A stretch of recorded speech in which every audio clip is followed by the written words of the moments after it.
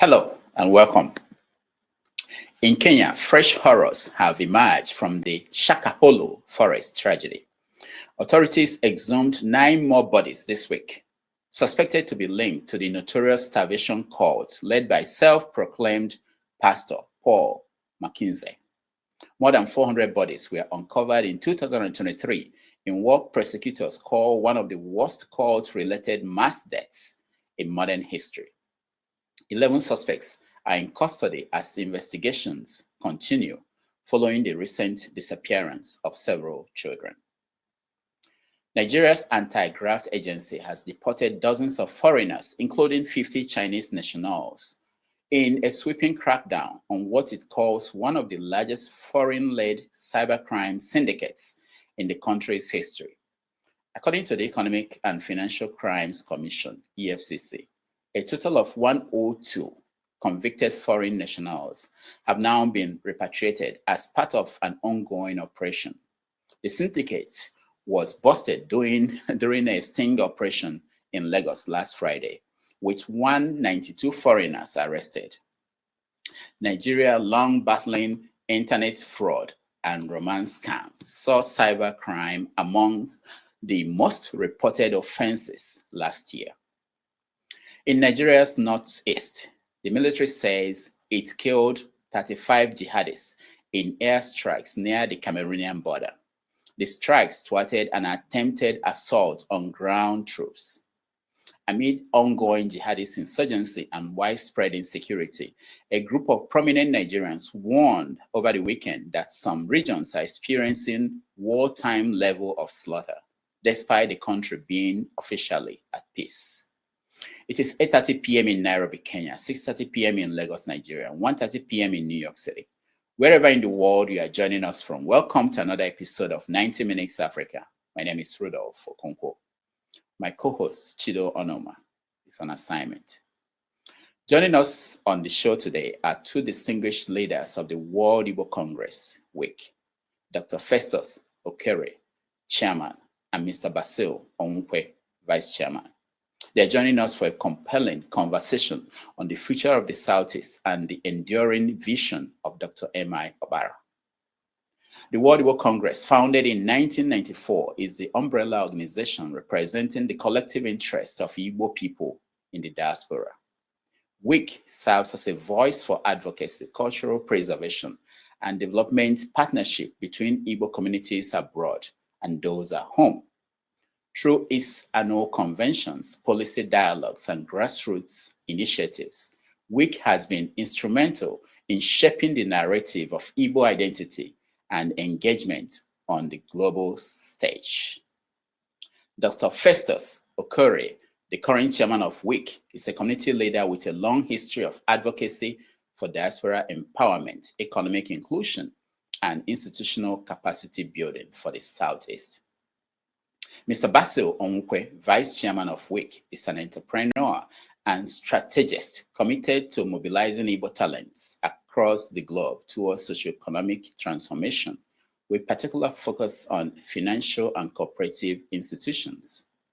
During the program, they will highlight preparations for the upcoming WIC convention in Boston, where a historical milestone will be reached with the launch of the Igbo Credit Union in America, a groundbreaking initiative designed to foster financial empowerment and community development. Please join me in welcoming to the show Dr. Festus Okere, and Mr. Basil Onwukwe will join us later. Thank you so much for.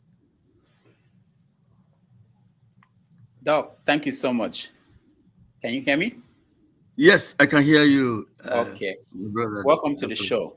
Oh, I can see Basil here too. Onwukwe, welcome to the show. Thank you, Dr. Damages. We were expecting you later on the show, but thank you so much for joining us. All right, let's start we normally start with the stories in the news. So we talked about a few things that are happening across Africa. In Nigeria, there is this fight against insurgency in the Northeast. And it's been of concern to a lot of people recently, considering the number of people who are dying. In some cases, the military will apologize that they killed people by accident. Um, and it concerns human rights activists, and it should bother everybody anywhere in the world. And there is insurgency in the southeast, and people are also worried about military activities there.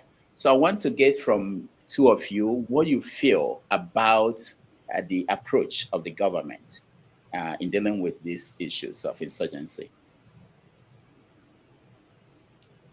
Dr. Festus. Thank you, Dr. Damages. Yeah, thank you, my brother, Dr. Damages. Thank you, viewers. We're happy to be here. Of course, the news actually is mind-boggling. Killing people and the military is actually not doing much as far as a lot of people know. The role of the government is to protect our people. And we have the news of all these people being killed day in, day out. It is very scary. It can stop the economic development of any nation when the life is not guaranteed. And it has all this social friction all over the place. So I think the military should do more. Be there, march them, stop them, get them out of the country so that there will be economic improvement and peace that is required for a nation to strive. Thank you. Thank you, Dr. Festus. Basil, let me ask you, because people also know that there are military activities in the southeast this time.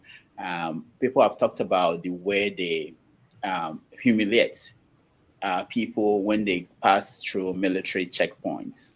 And people are worried about what happens when they are done with the northeast.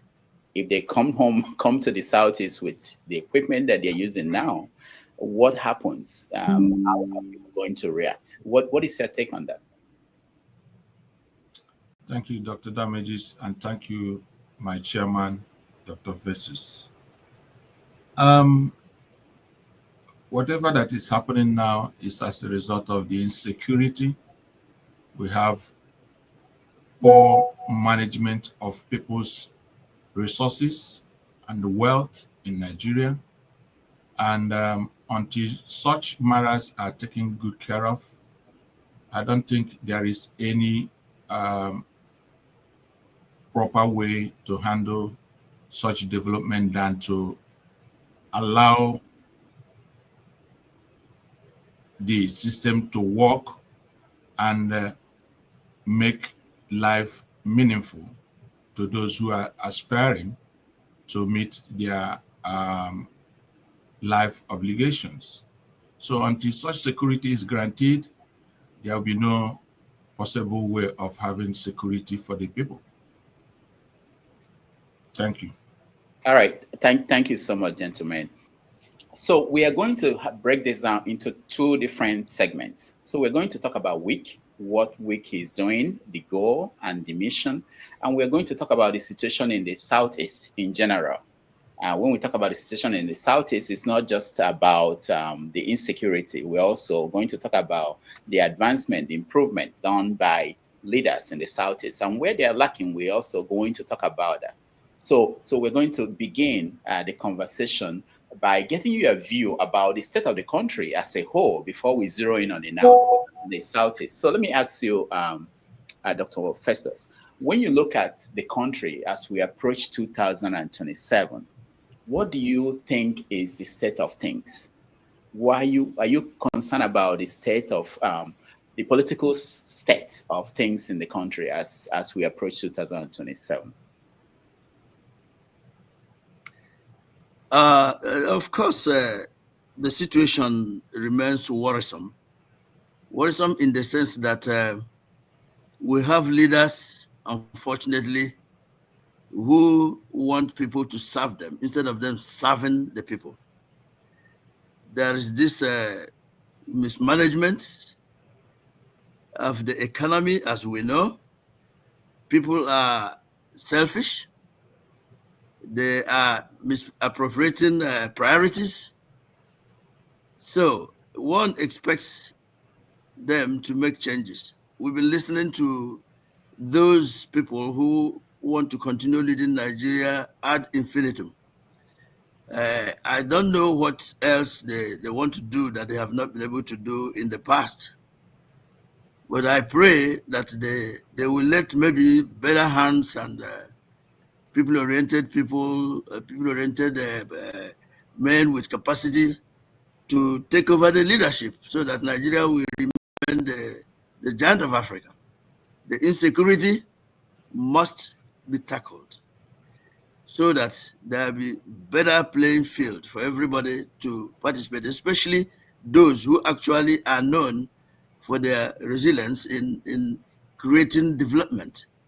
And that may bring us, whenever you want, to the visions of Michael Opara. We lack those kind of leaders. We must go back to the basics. Thank you. All right. Thank you so much, Dr. Festus. Basil, let's talk about the 2027. It's something that is hitting up the political scene with P2B and all the other candidates trying to angle for positions. What do you make of how things are going? Yes, like my chairman pointed out, there is no other way we can see progress in Nigeria until leaders of proper and appropriate intellect assume the position of authority. Because where that is going is what nobody can say. But I am so ashamed of what we are seeing so far. They are thinking about forming a coalition to unseat a failed system. In a normal system or a normal governance where people know what they need, there won't be any need for coalition to do the right thing. They only wake up and say, this is wrong, this is wrong. How can we get it right? This is how we can get it right. Okay, if the person sitting on that position cannot guarantee or show sign of improvement, what on earth do they want to consider joining forces? All they must agree is to get him out of the place. And until such development or such authority can be guaranteed in the system, there is no way they can progress. There's no way anything can be of a good plan for them. That is my belief. And that is what I strongly stand at until they put round hole to round peg and square peg to square hole.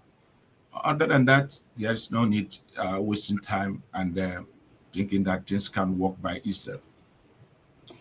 Those who look at the Southeast, they always think about how do we hold our own people accountable, the people who lead the Southeast, before we point fingers at others and things that they are doing to us.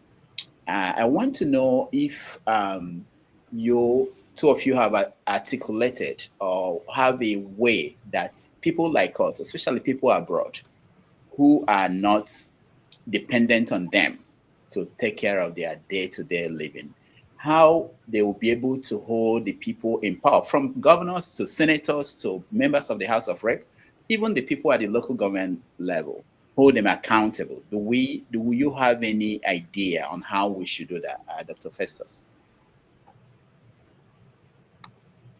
In the first place, my brother, people deserve whatever they choose. The best way is to allow people to choose their leaders. If you choose your leaders, them, like I said earlier, if these leaders are there with the worst crime that I call impunity, and you cannot do anything about it, nothing will change. So the best thing is to actually allow people to elect their representatives.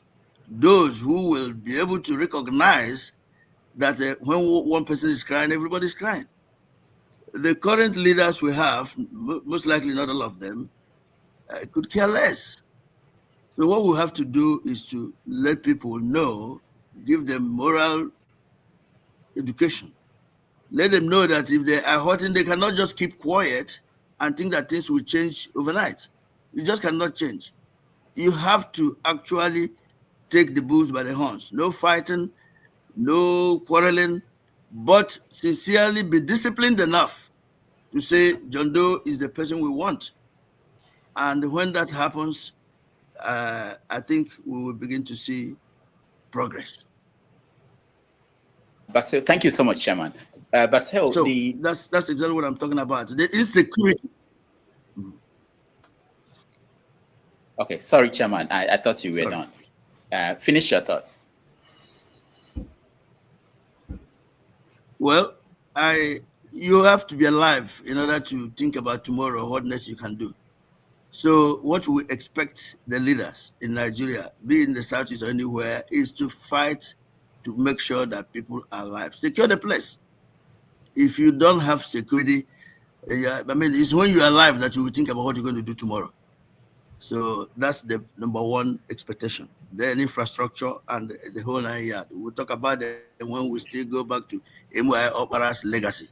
Yes, we are going to talk about insecurity. But Basil, let me ask you the same question. But thinking about the people like governors currently, you can say that there are a few of them that we can say that people elected them. They were not imposed. But do you think that has helped in terms of holding them to account, in terms of what they do with the money and what they do with resources? Dr. Damages, I know you are good in the development over there. I can tell you that when you can only be able to analyze or determine what people do if you have the same statistics of what they are being made to see or handle, to make a decision on that. But from what we have seen so far, we don't know what they are saying.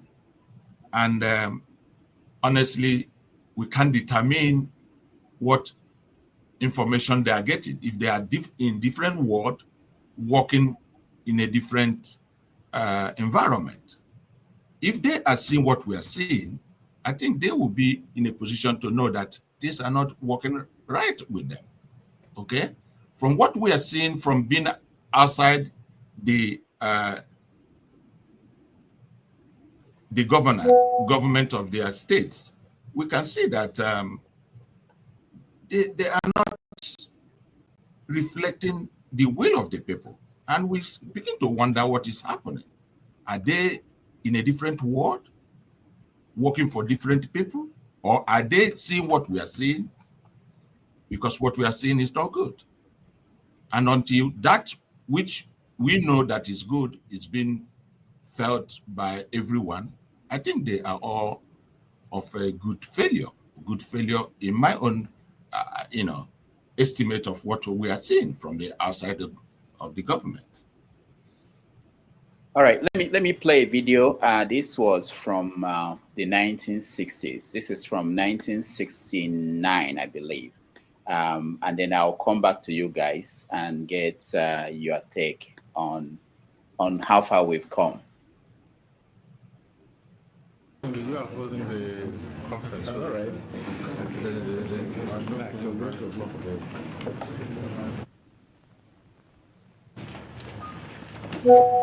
Ladies and gentlemen, the main purpose of this press conference is to announce my impending visit to Nigeria to make further confirmation that the Igbo and non-Igbo people now living outside of what is left of former eastern Nigeria, that is Biafra, are safe and secure in their persons and property. I already believe this to be the case, judging from the unimpeachable evidence adduced by some distinguished international observers. The secondary reason is to outline my impressions after a brief visit to Nigeria and Liberia.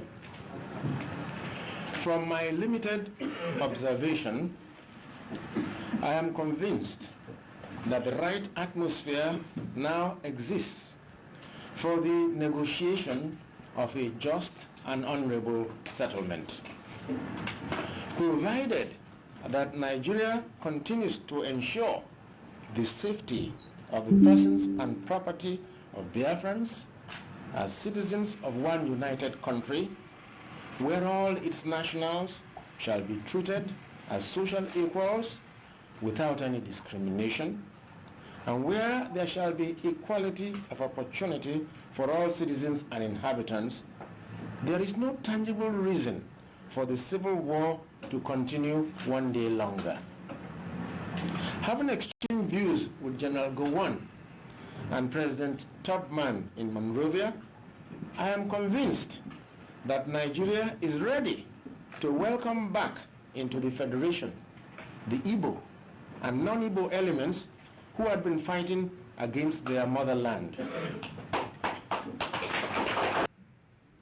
All right, that was Dr. Nnamdi Azikiwe. I just saw this video yesterday. I was totally unaware of that, but it made me think 56 years ago, he was speaking in London, and 56 years after, when someone like a leader like you, Dr. Festus and Basil, you are someone like Zeke now, and looking at the country. If you make a speech, you could be talking like him about the same issues. Where do you think we should be 50 years from now? Are we going to be saying the same thing? Dr. Festus. Thank you, Dr. Damages. Thank you very much. The Zeke of Africa had the penchant for unity all his life in Nigeria. From what he has said, the question is, have the Igbos been welcomed back to Nigeria? He said with what he noticed, it's better to welcome the Igbos to be welcomed back. Ask yourself, have they been welcomed back? I believe that for Nigeria to succeed, tribalism must die. I'm from the north, I'm from the south. I mean, that unfortunate hatred must die. Thank God that Igbos are very resilient. They are enterprising. Everybody knows that Nigeria today is what it is because of the efforts from people like Dr. Nnamdi Azikiwe. I am hoping that they will continue to find a way to promote unity, equal justice, fairness. Igbos have actually done the more than any other tribe in Nigeria. The fact that there's this unnecessary hatred and suspicion because of people's talent should cease to exist.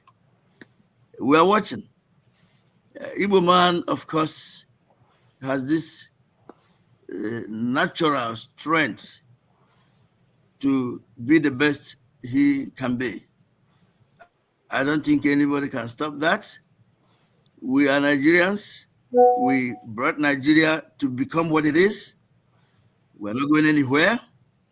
Let peace thrive. The message here, again, I repeat, is let there be level playing field. we will continue to do the best we can for everybody to grow by the capacity they have. There's nothing anybody can do about it. Let the tribe die so that Nigeria will grow. Thank you. All right. Basil, what do you make of where we are and where we are going, or where we came from? I think my chairman has answered it all. Igbo man does not have any problem with doing the right thing. And the people who are sponsoring them not to give Igbo man his place in the fold of Nigerian activity, or in the state called Nigeria, is because they know that Igbo man comes, things will work right. You know, we are not different from every other region, but one thing that is only can be assured is that we want it right. It is in our DNA. It is a natural given belief in us that we want the best of humanity. And until things are done right, they will always know that Igbo man is not given the position of authority. And they know it, and we don't want to be contesting any matter about that. And if they want us to leave, there is no need wasting our time. There is no need wasting our time. Otherwise, we are able to do what is right, and Igbo people are ready. Thank you. All right, let's listen to a little bit of the video of Emma Ara, the late Premier of Eastern Region, and we zero in on his vision for the Southeast and why it has been difficult to implement with the leaders that we have currently. Let's watch a little bit of this. In the early days of Nigeria's existence as an independent country, some persons dedicated themselves wholly to the development of the country from their respective domains. One of such persons was the man known as Dr. Michael Okpara. Okpara was the premier of the Eastern region of Nigeria. At that time, Nigeria was divided into 3 regions, and later divided into 4 regions. The 3 regions were Eastern region, the Western region, and the Northern region. And the 4th region was the Midwestern region. The heads of these regions were addressed as premiers, a position that was equivalent to today's governors. The Eastern region then was made up of all the states in Igbo land and all the states in today's South-South region. Okpara was the man in charge of this vast area. He distinguished himself in leadership and made giant strides in development. In this edition of Back in History, we presented the story of Dr. Michael Okpara, the last premier of the now defunct Eastern region of Nigeria. Welcome to this edition of Back in History. All right, Dr.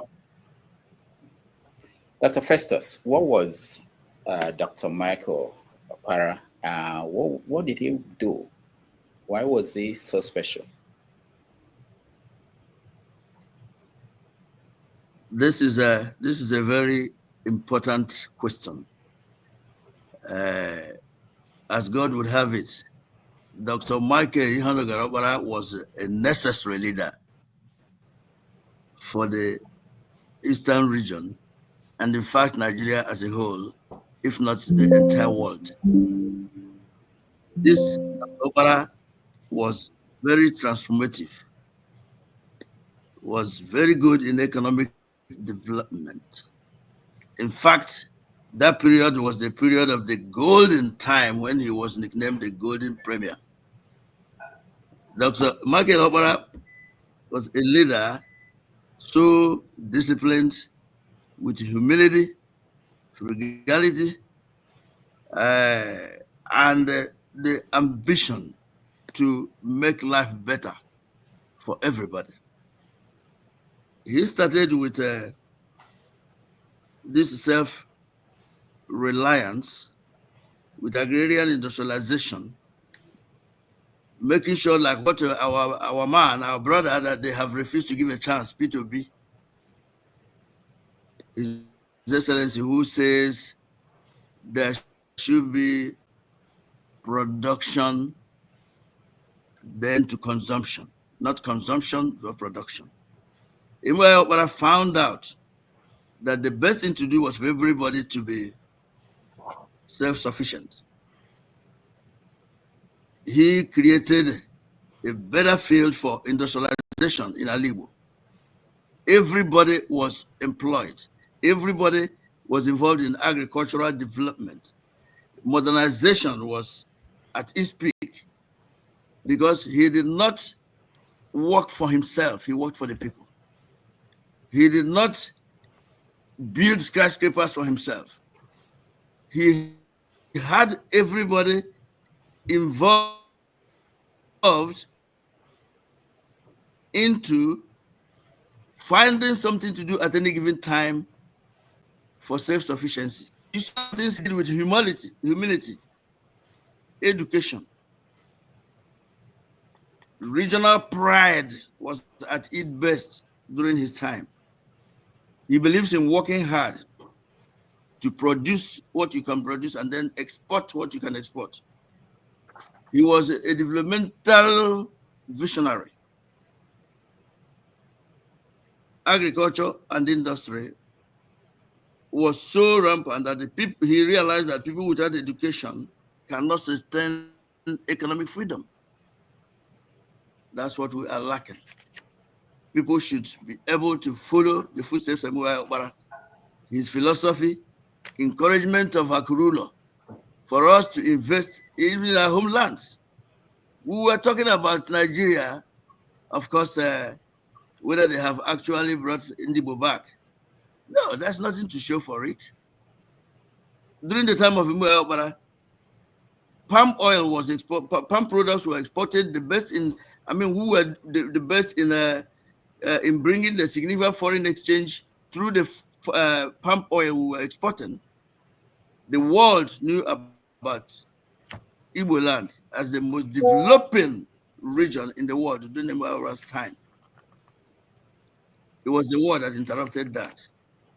But I believe that inspiring trust and collective discipline and frugality, there will be efficiency. If Nigeria doesn't want Ndibo, actually, we have a lot of warrants. There should be a level playing field to follow the footsteps of people like Emu who had a model of accountable governance. I don't want to stay here to tell you what Nigeria has been missing by not allowing Igbo man the rightful position. Look at the injustice. How many Igbos are in position of power where they are ministers or in the so-called decision-making process? No. The same tribal sentiment that is making us not to progress. Dr. Okpara encouraged Ndibo to bring Iwe to home. We will do so.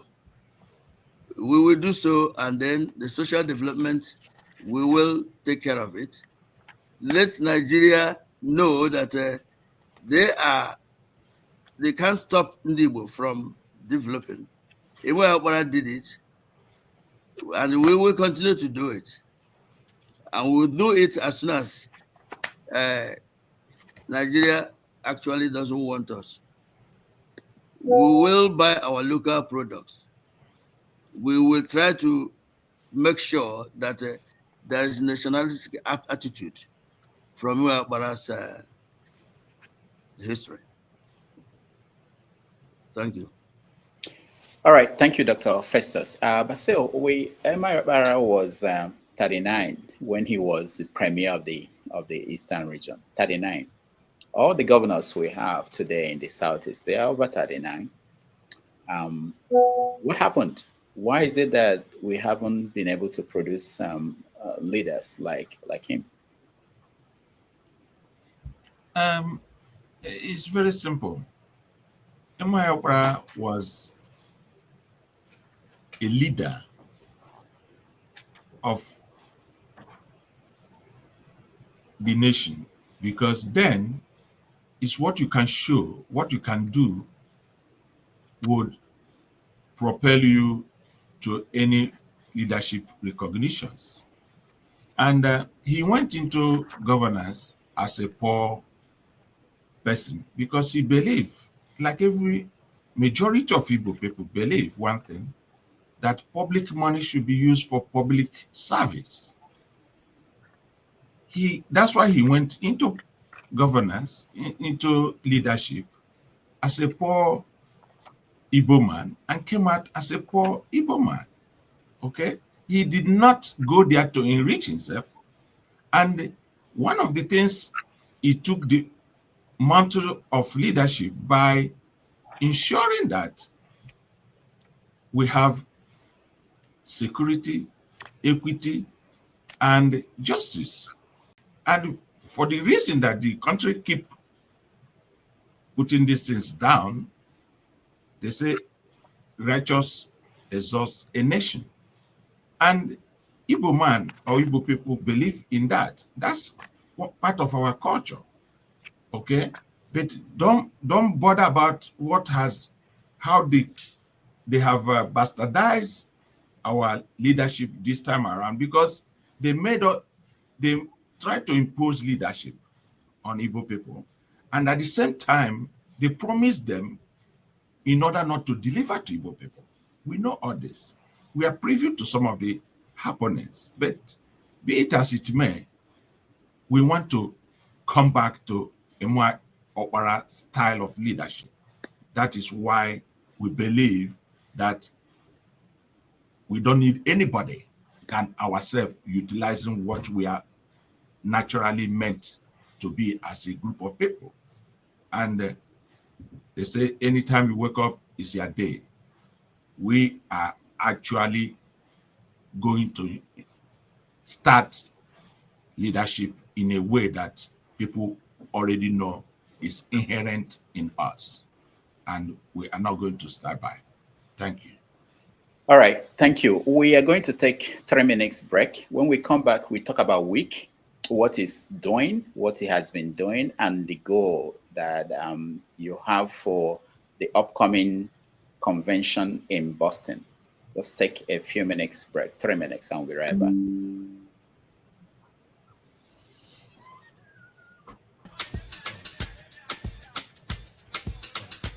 High life battle. High life battle. Wish.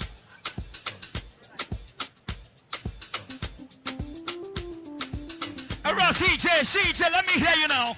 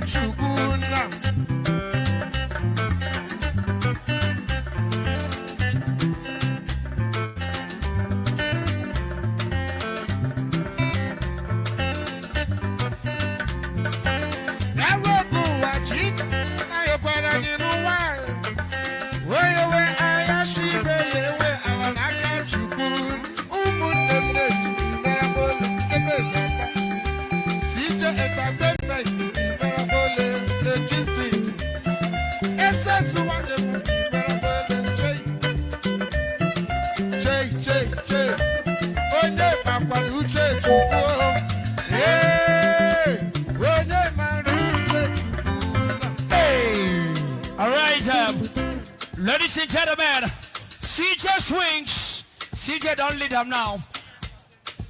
I talk about CJ Entertainment. All right, ladies and gentlemen, let's listen to legit swings. Legit swings, legit swings. Hey, listen up, one time.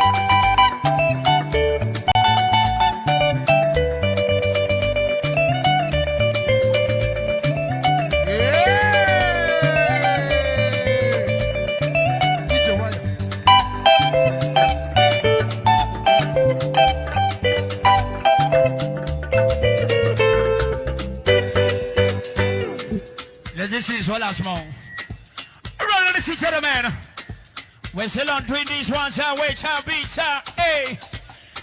Don't forget I say this highlight battle, highlight battle, highlight battle. All right, now listen to me. Only one big CJ. Let me hear you now. CJ. CJ.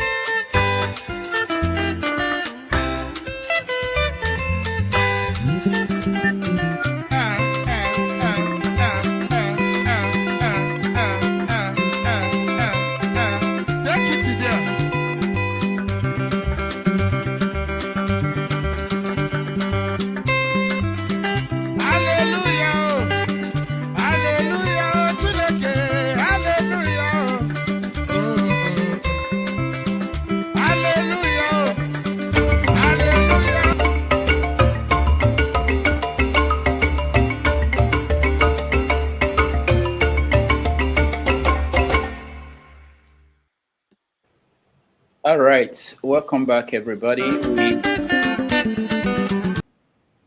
We are having a conversation with the World Igbo Congress chairman, Dr. Festus Okorie, and the vice chairman, Mr. Basil Onkwe. So we are talking about World Igbo Congress.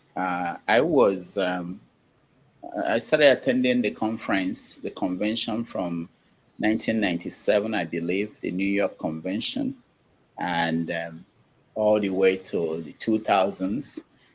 And I know that in several of those conventions I attended, there were several proposals put out. There was one year, I don't remember whether it was New Orleans or one place, where a group of doctors came up with a proposal to build hospitals, kind of a teaching hospital.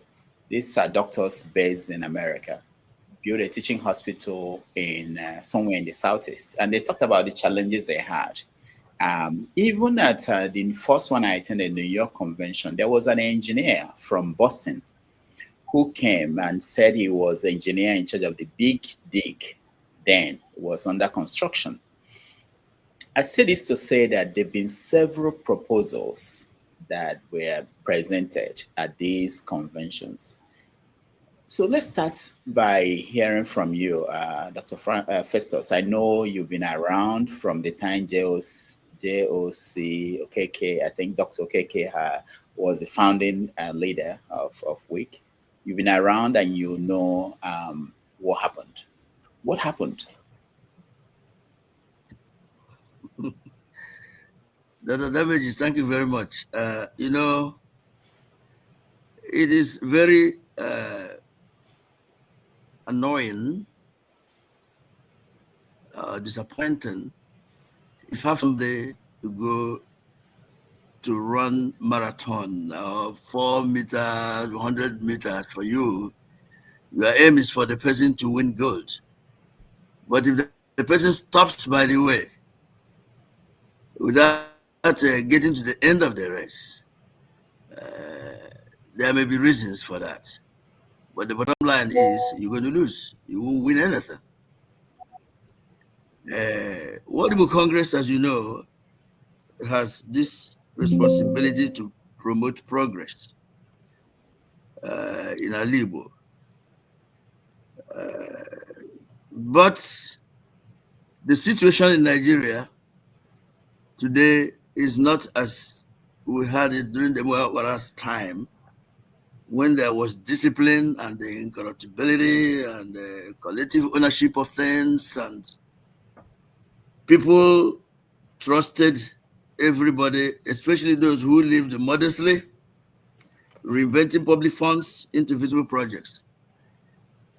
The plans that WIC has, especially that time you mentioned, you talked about the Hospital of Excellence we tried to build. When leadership changed, there was nothing anybody could do. You start something, they change leadership, they do their own thing. It frustrates those who are willing to do things. Our position here includes making sure that there's adequate advancement and welfare of our people. WIC has been in existence for 30-something years. We had ups and downs, but one good thing is that WIC is still in existence today. The current leadership, standing on the shoulders of our former leaders, are determined to make all the changes you can think of, because we've been able to learn from our mistakes. Those who believe will definitely get things done. When we get to this convention next week, we will follow up from some of the plans we passed when we were in Albuquerque last year. Instead of going through all the programs, we will zero in to something that will give us economic advancement and viability. Today is embarking on Federal Credit Union. We want to have that bank member-owned. It's a non-profit member-owned financial cooperative. It will be chartered and regulated by the bodies, NCUA. Just like your traditional bank, this is owned by us. You will have a lot of earnings returned to members through lower risk. There are all kinds of advantages in it. Our people are determined to have this project done. And it's going to be done. We cannot continue to wait for anybody to do things for us when we can do things for ourselves. Do you know how much we remit back to the country annually? Let us now get together and get things done. People are committed. Arrangements have been made. People will see that WIC actually will complete this particular project. Regardless of the obstacles they have at home, we will get this done. So, I want people to come to Boston and listen to what we are going to do, see the kind of people who have lined up to promote this particular project. And it's going to be done. The other things we are doing, we're looking into all these issues of lack of unity in Igbo. Is common in most tribes too. But what has happened to Njikoka? What happened to Igbo wicked type of things? This WIC is completely determined this time around to make changes. Please, Dr. Demages, we want to see you there. And those of you who are listening, come and join us to promote the development of Igbo, which, of course, Nigeria will also benefit, because we believe in promoting harmony and peaceful coexistence, but ours must be ours. This is the time for us to show what we are made of, full of enterprise, full of energy. Who is involved? Please don't be left out. All right, thank you. Thank you, Dr. Festus. But so we come back to the bank and conversation about the nature of the bank. Well, I want to ask you, I believe that World Igbo Congress was mirrored like World Jewish Congress, which was started in 1936. That was when they started World Jewish Congress. And it has political wing, it has a think tank.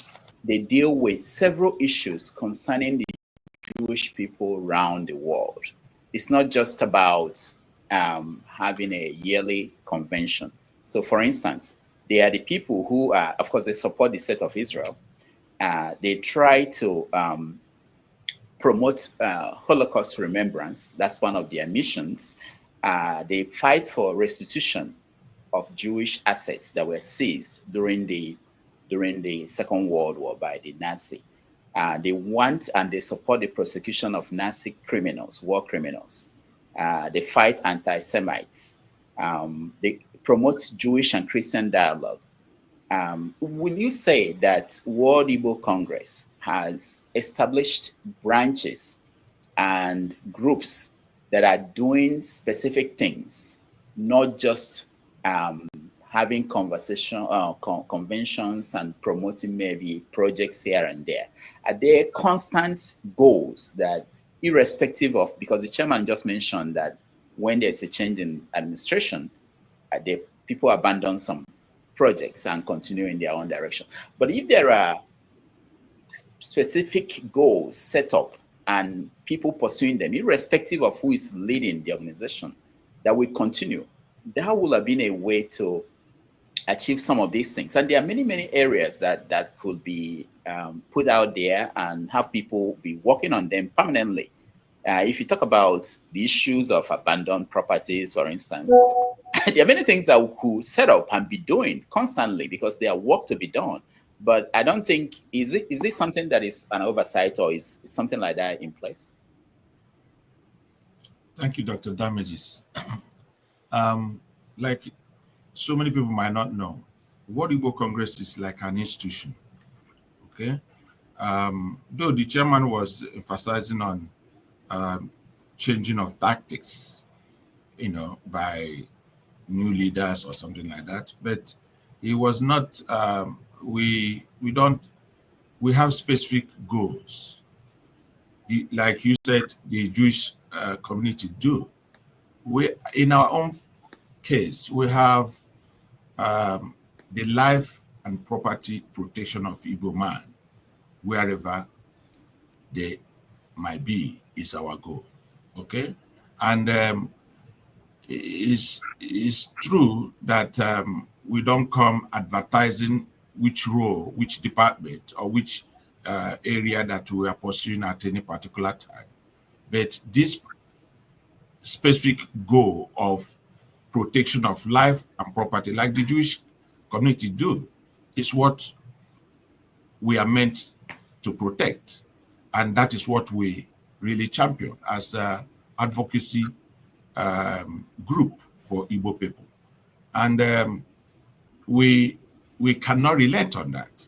And though our speed might differ, how we pursue them, but that does not mean that we differ in making sure that those areas. But one major thing we have always been constrained in majority of the time is our inability to get the resources that requires to pursue these things. To is like you cannot you cannot base your survival on people's contribution whenever they want or however they want. We are really going to take the bull by the horn by taking this particular financial establishment as our major base in tackling some of these things. But we have not differed in the way we pursue them, because though people might not see it the way they're supposed to see the development on this aspect of life and property protection because of the area of constraints. But that notwithstanding, they said when we wake up is our own morning, and we have come to the point that let the bygone be bygone. We must face forward and pursue relentlessly the things that people will know that people that knows what to do, or people who knows where they're coming from, are now in the place of doing them. Thank you so much. All right. We are going to let people in to join us in the conversation in a few minutes, but I have two more questions to really get to that. Let me stay with you, Basil, and I want to ask you about this. In Ghana recently, there was this Nigeria Must Go campaign that started there, and they narrowed down to Igbo people. And it's connected to this idea that there was an Igbo, Ezigbo, the king of Igbo people in Ghana. it's not the first place, and it's not the first time that Igbo people were targeted. Not just Nigerians alone, but So what is it about this idea of Ezigbo outside of Igbo land? How did that start? And what is the position of WIC? Did WIC weigh in? Because this is your territory. When you talk about Igbos in the diaspora, Igbo person in Ghana, if anything is happening to them, I thought that WIC would be the one that will say, okay, these are my people. We have to do something. I don't know. Maybe WIC weighed in. What did WIC do? What do you think about this idea of Ezigbo outside of Igbo land? Yeah, Dr. Damages, thank you for that question. You will agree with me that we are facing series of threats, both home and abroad, as Igbo people. Threat in our culture, or threats to our culture and our tradition. We don't harm anybody. We always go to a state or a region to develop it because we like good things. Okay? We tend to make something out of nothing because of our nature. We cherish life. We love living. Okay? There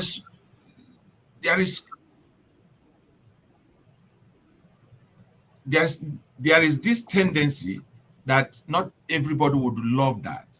So when we take to such areas and we develop things, our people like to give honor to whom honor is due. They give this recognition that, oh, this is our man because he is doing the right thing for us here, or he has called us, or he has gathered us. We tend to do that, but that is not a threat to their community or a threat to them. But they see it as a threat. They see it as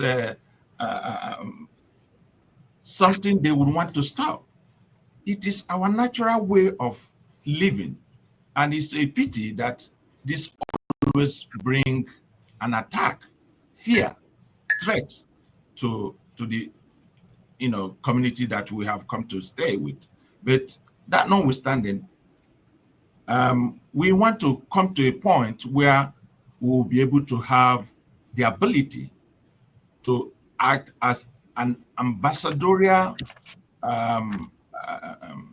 authority to our people wherever they are, however they want us to reach out to them.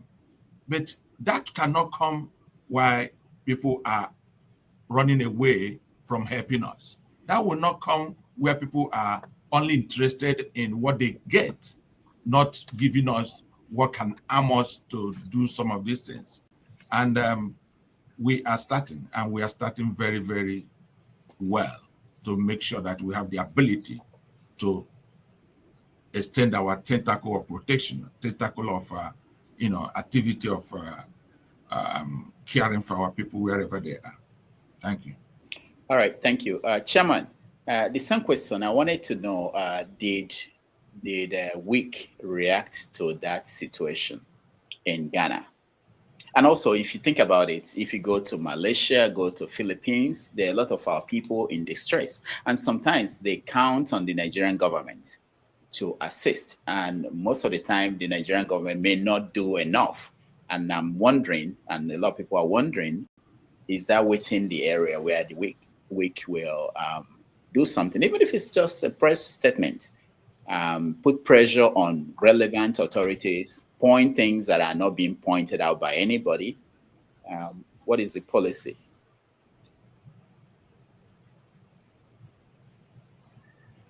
Thank you very much, Dr. Damages. This misunderstanding and the backlash, the protests by foreign hosts, thinking that are challenging their sovereignty, should never be allowed. Allowed in the sense that the influence they think we have over their lands is not the case. We are rather developing their places. That resentment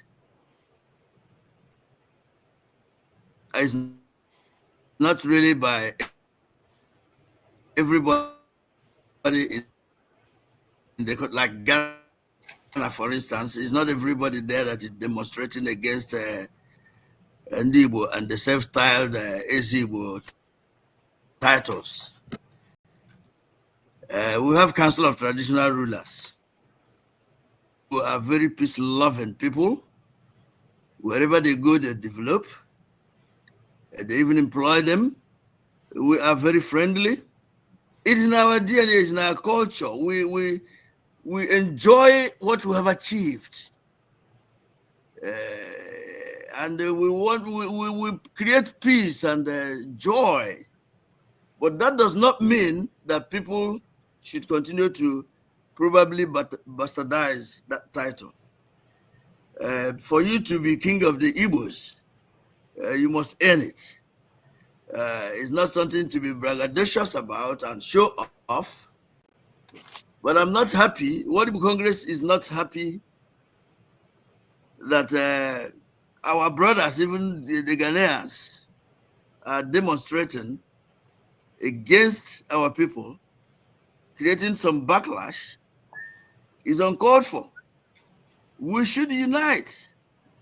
We should be brothers and be our brothers' keepers.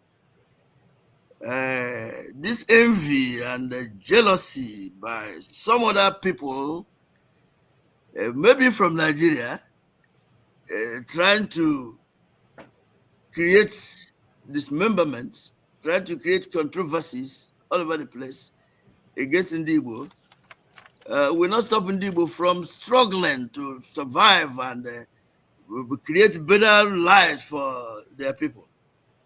I am advising that they should understand our culture, the way we behave. Let them not misrepresent our culture. The xenophobia and all these Igbo must go, Nigeria must go. By the way, you have noticed that anything bad done by anybody from Nigeria, those people claim to be Igbos when they are not. I talked to somebody who is in Ghana. Some other guys who are not Igbos living in Ghana claim to be Igbos, causing problems all over the place. The best thing is for people to understand where we're coming from. How we advantage, not Chairman, how will they do that? What's the role of WIC? Because I've had people tell me that it's misunderstanding, that they don't understand, that they take Eze, kingship, the way they see it in their own tradition, that this is a sovereign authority within their territory. It's about understanding. But what is the role of WIC in making sure that people understand the Igbo wherever they are, wherever there is this kind of issue? Because it's not going to, understanding will not come from nowhere. Someone has to make people understand. You're right. Basil, you can go ahead and see if you can answer that. Yeah, I think, like I said, okay, the thing is, are you asking me? Let me hear from Basil, then I'll come back to you. Okay, no problem. Oh, okay. If my chairman want to brush it up, I think he can, because he knows what to do and how we can go about it. I think let my chairman conclude. Okay, Chairman, go ahead. Okay, there's nothing. It's not a big deal. We have conferences. We have platforms where we talk. We have told our people to slow down. If you go to John Doe's place, and John Doe doesn't like you to wear your cap, for instance, let him understand that wearing your cap has nothing to do with why he is there. It does not affect his rights whatsoever. Let there be education, let there be understanding, let them follow the pattern. These traditional rulers have never caused war. They've never fought against the government. They've never discriminated against anybody. It is just our way of life. So our people are being told to, tune it down. Don't cause problems. Let them understand where you are coming from. You are not coming to take their thrones from them. If they get that simple understanding, it will be easier. It's my understanding also that our woman, Bianca Ojukwu, the minister, went there and had a meeting with the Ghana counterpart. Everything was roses. They got understanding. So it be the role of the natives also, who are even too friendly with our people as well, the right people. The people who are causing the problems are few. We, from the World Igbo Congress perspective and leadership, will always let our people learn from mistakes. All the misunderstandings going on, they should be careful to making sure that people know where they're coming from in what they do. I don't think there's any problem. And I will advise also, you don't have to go and show off, wear red cap when you are not entitled to it. There's nothing wrong with letting people know that that's not the way you show your wealth. Okay? All right. Thank Basil, Yes. I wanted to know, well, I'm rounding up because we have to get our people involved in the conversation. I wanted to know, there are people all over the world who are doing, Black people all over the world, who are doing their DNA, and they are locating their ancestors. And most of them are seeing that they came from the Southeast. There are people from Haiti, from Jamaica, and you see them online and they want to reconnect with people in the Southeast. Is this something within is World Igbo Congress looking into this as an opportunity to expand the reach of the organization, connect with people who who were descendants of people enslaved out of the Southeast? What is being done along that line? Because it's a source of resources and support and expansion and strength that I don't know if it's being explored. Yes, that's a good question. And it's been explored because we need people who can be identified with us, especially when we are passing through so much misunderstanding from our neighboring area of abroad. Sometimes you could know in Nigeria or outside Nigeria, World Igbo Congress is the apex governing body of Igbo people outside Nigeria, and we have affiliate division, or say organizations, those who affiliate to us from different, even Ghana. It's only of recent that their representation to World Igbo Congress has not been seen. Usually during the first period of this organization, we had affiliate governing body from Ghana, South Africa. Now we still have in South Africa anyway, Europe, all Asian countries. So this body is so big that it will be able to have easier assimilation of people from different areas of the world, and from that, whatever services and potentials they have that will be an addition to us will be harnessed, and that is our goal, and that I believe will be achievable when we start operating the way people would be glad that we are doing. All right, thank you, Basil. Chairman, he just mentioned affiliation with other organizations, and it made me think about IPOB. What's the relationship between World Igbo Congress and IPOB, or even with Ohaneze? How is that going? And is there any stand? I don't know the current position of World Igbo Congress on Nnamdi Kanu.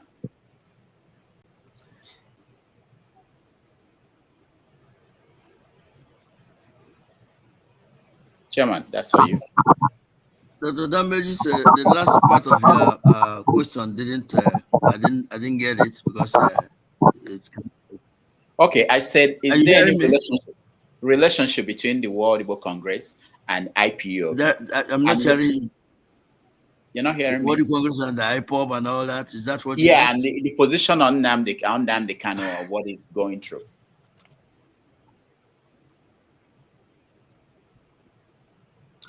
Okay, maybe I have to answer about Nnamdi Kanu and what he's going through.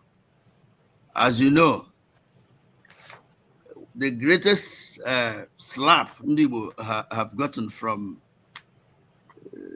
Nigerian government is the incarceration of Nnamdi Kanu.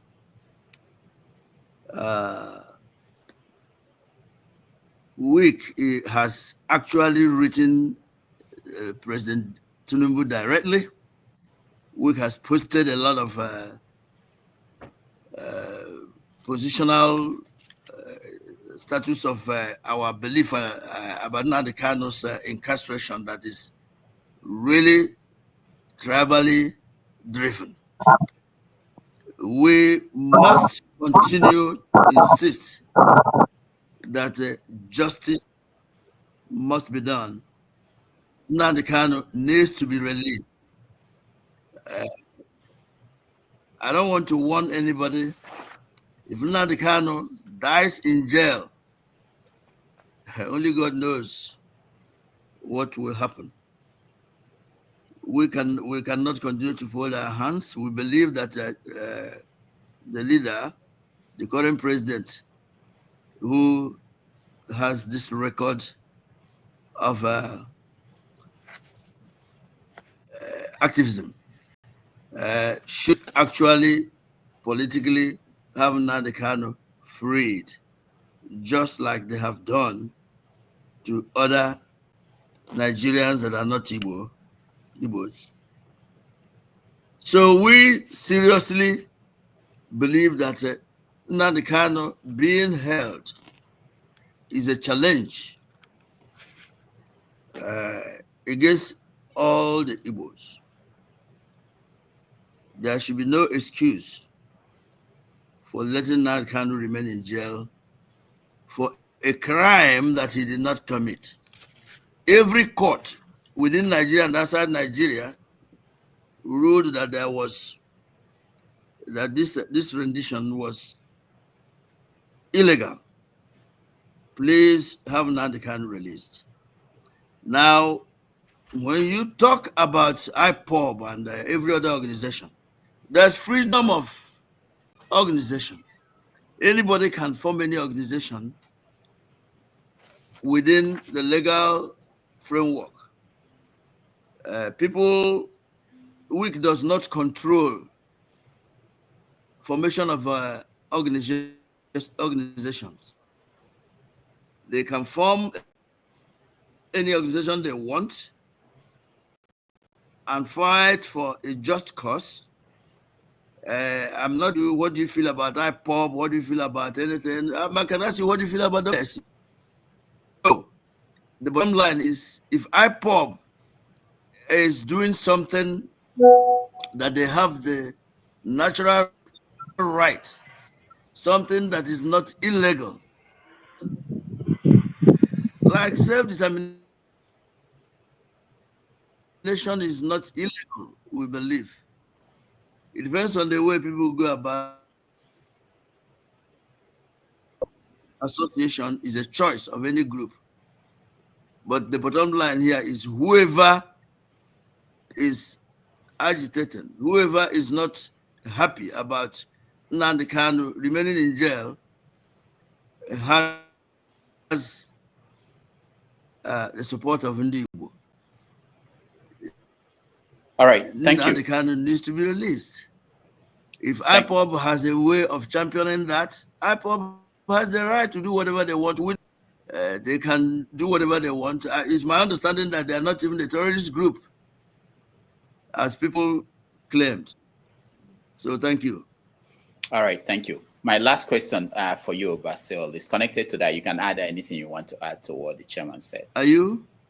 That's for Basil. The last question from me before we bring in everybody who is in the studio. The last time Nnamdi was here, I believe he attended a World Igbo Congress convention in California. I don't know if you were there, if you met him, but I'm sure if he comes out, let's say you meet him and when he's out, and he will say, "What did WIC do for me when I was locked up?" That would be a common question he will be asking people in leadership position, Igbo people. What will you say to him? No, I don't think he will ask that question because he knows what, even where By the he way, is. oh, sorry. Chairman, can I say something now? Yeah, go ahead. Go ahead. Continue. Okay. So even when he comes out, he will not ask that question because he knows what. I don't know why the thing is not echoing right. He asked what you're going to tell Nandikan, right? When he comes out. Yes, it's for Basil. But I think I'm hearing Yeah. well. I'm hearing it well. I don't know about you. Maybe there is echo from your end. Do you have? Are you watching it on YouTube too? If you are just listening in, you should be able to. Or you can mute yourself. Let's hear from Basil. After that, you can then talk if you have something to add. Chairman. I haven't said anything to your question. I haven't. Oh, sorry. It's for Basil. You said Basil. when you asked what he will. Yeah, it's for Basil. I'm asking Basil to okay, that's why I've not that. said anything. And Basil has answered that Nandikan will not ask that kind of question, and I concur. Yeah. Okay. But he has not finished. Let's hear Basil finish up your answer. Yeah. The reason that he knows that we have not kept quiet, and if one of those people that are making sure that what threats they did President Buhari said didn't come true, or whether he said it officially, or he was alleged to have said that he would die in the place gradually. And I don't know where he passed that information to, or who he must have passed that information to. We are waiting. He has won all the cases. We are waiting. To some extent, we are asking them to do justice by releasing him and obeying their own court orders. By releasing him. This gentleman started demanding equal rights for Igbo people, demanding that you let us go if you don't let us be part of the system. And they made us to believe that he's fake, he's doing this, he's a gang up with criminals. A whole lot of people called him all sorts of names. But he has proved them wrong, because it is now alleged that they wanted to get him settled, like they do every one of that raised his hand. Please settle me, and I will keep quiet. He refused. He said, let my people have a good lease of life. Give us what you have given to others. And they are telling us that they will hold him there to die gradually. I don't think they are thinking right. And it's something that is hurting us. It's something that is hurting every Igbo. And whoever refuses to be hurt does not see that what he is agitating for is the right thing. We need a good, fair justice to every one of us. Okay?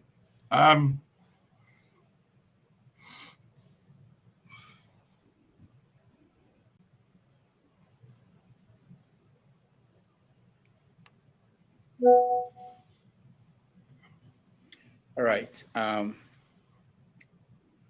Chairman, you want to add something before we go to the audience? Yes. Well, there's nothing to add other than I want to reiterate my call to His Excellency President Bola Ahmed Tinubu, World Igbo Congress is joining the world to appeal to him to release Madam Nnamdi Kanu. He is innocent. He is unlawfully renditioned. Tinubu has this freedom. When we know him as a freedom fighter for democracy. Releasing Nnamdi Kanu will create a cemented history of peace. Nigeria should embrace equity, justice, fairness. For free peace to reign, there should be a sense of inclusion. There should be no discrimination. Nnamdi Kanu needs to be released. We is focused on protecting and promoting Igbo interests.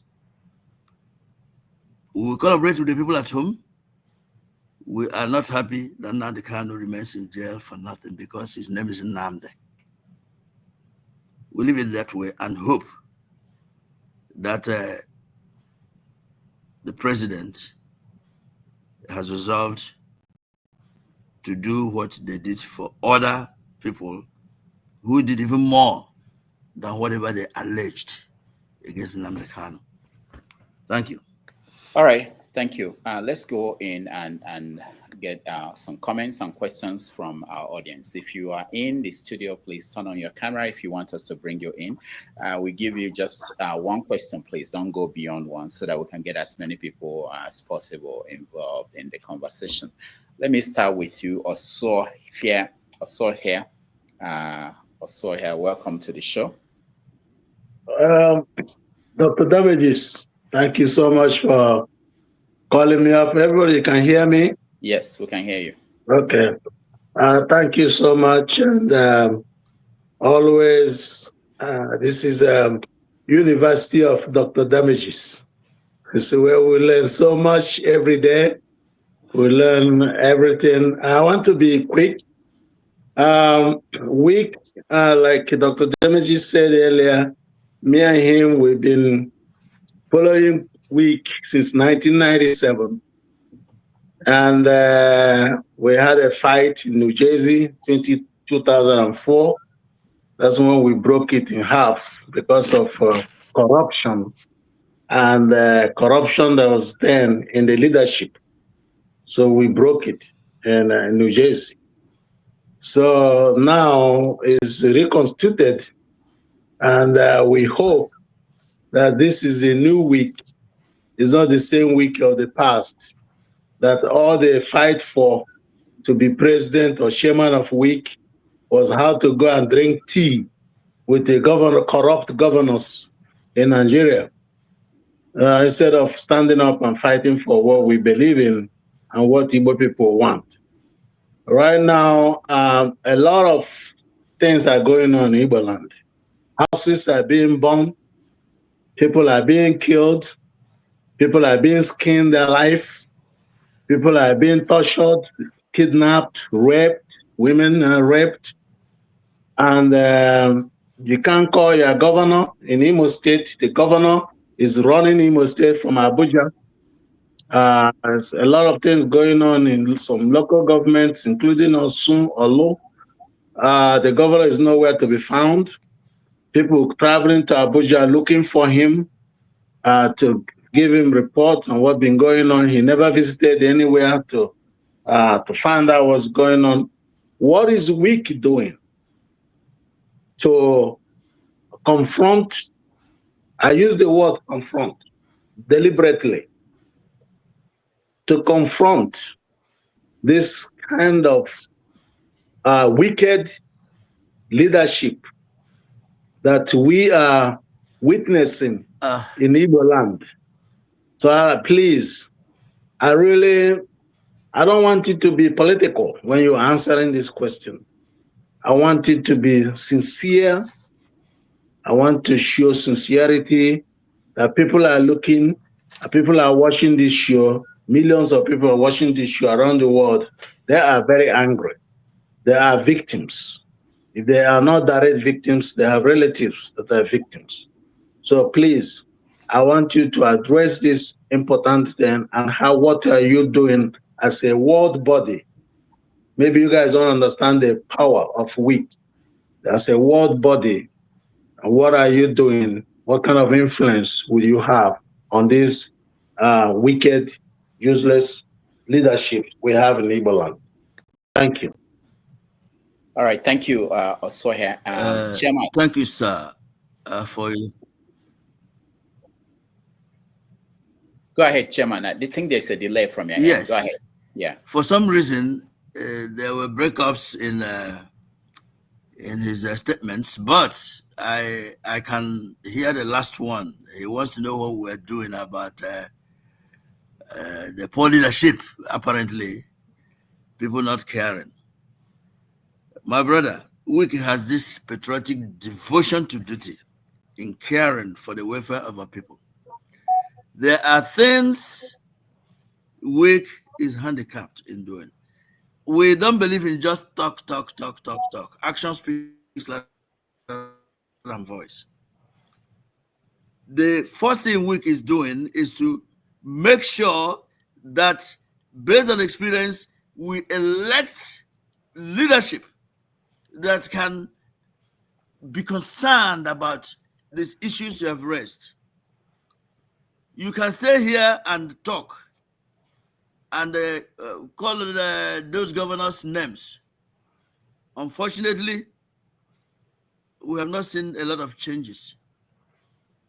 We have people in the legislation. We have our own representatives who should go there and talk for the protection of their people. I don't know how many of them have submitted bills. There is this Matthew Nwogu, a very new person in the House. He's from Gobala. He has sponsored bills against this unnecessary, humiliating checkpoints every 1 yard in the whole Southeast. Those are the things we want. We are talking to these leaders. They will give account of their stewardship. We cannot come here and go there and carry horns and shoot anybody. That's why you have leaders representing us. Are you happy? Am I happy? No, we're not.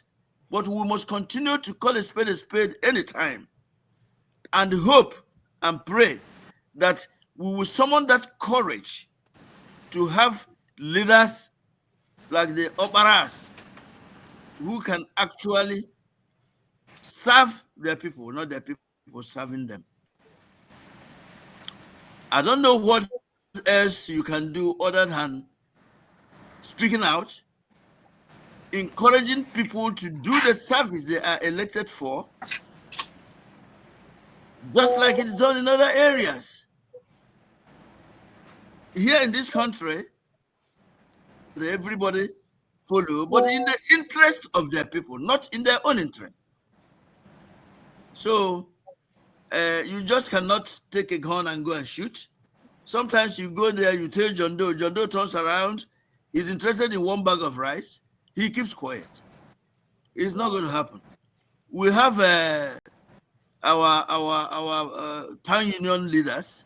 We've been talking to their president. What can we do to keep the welfare of our people, make it a priority? The governor's job will be to protect their people. Elections are coming up. That's all I can tell you. Dr. Damages, can I redirect him, please? Just a second. Okay. To redirect him. Mr. Chairman, I think your answer is very, very pathetic. That's not a right answer to the issues I raised. And you're not sitting here defending and calling names, or I want you to go carry gun. What I asked you was, what is the plan that WIC has put in place to confront is in the quote, confront, by meeting discussing, trying to change attitude, working on different ways, I'm different. not hearing you. You're not hearing me. Can you hear me? We're having glitches. All right, all right. Your phone is not correct. You need to get a new one. Let me address it if you Yeah. can. Let's go to Basil Omukwe because the chairman is having connection. Yeah, he's having technical issues. Okay, I think Dr. Osofia, I think your questions are well noted. We are not telling you that why am I not hearing you guys? We are not telling you that we have any authority or powers, whichever way you would prefer, to make the governors, our leaders at home, do what they choose not to do. If we are here telling you that we have authority to intervene in any role they are playing in terms of helping our people, I don't think we are being sincere to that. But what actually we are doing is making sure that we raised enough awareness, because what we are is an advocacy group, an organization that is not governing with any manpower or authority to change any leader or authority in Nigeria to do what we want them to do. But we do our best in raising awareness, confronting them in terms of putting pressure on them that what we are seeing, unless they are not seeing it, what we are experiencing, unless if they are not experiencing it, is not in the good format or interest of Igbo people. And we are not relenting in doing that. It's only, like my chairman emphasized, that our leaders in Nigeria have not actually lived to expectation, and it hurts us on daily basis, because what we are seeing, what we are looking for to see in our hometown is not in any way measured to what we expect them to do. Thank you so much. Okay, thank you. I'm gonna defer to Kenneth on this one. Sometime maybe he will pick it up. All right, thank you also here. We have 10 people in the studio and more coming in, so we limit you to one question. Anybody, just pick your best question and give your question in 2 minutes or comment in 2 minutes so that we can get to everybody. Let me go to you, Ernest.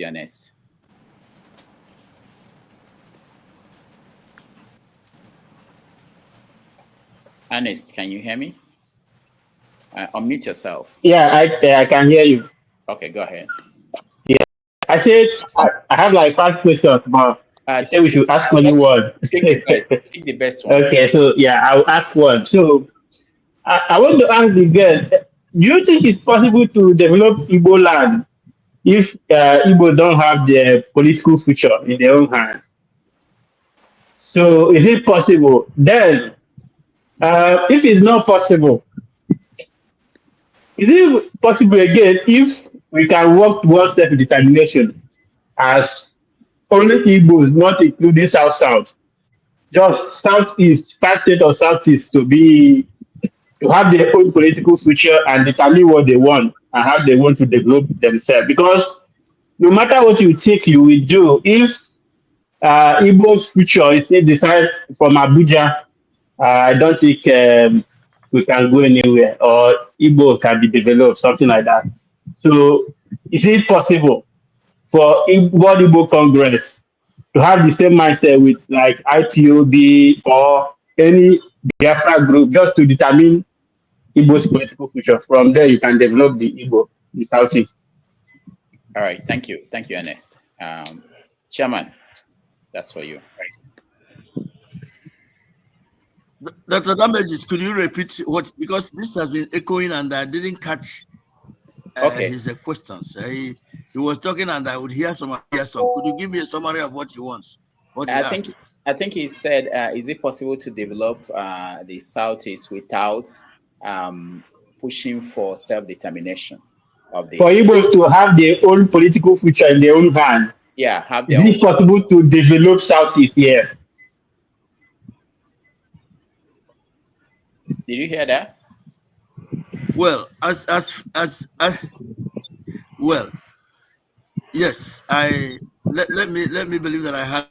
Look, if the environment, if there's no economic development in any place, problems will continue to prevail.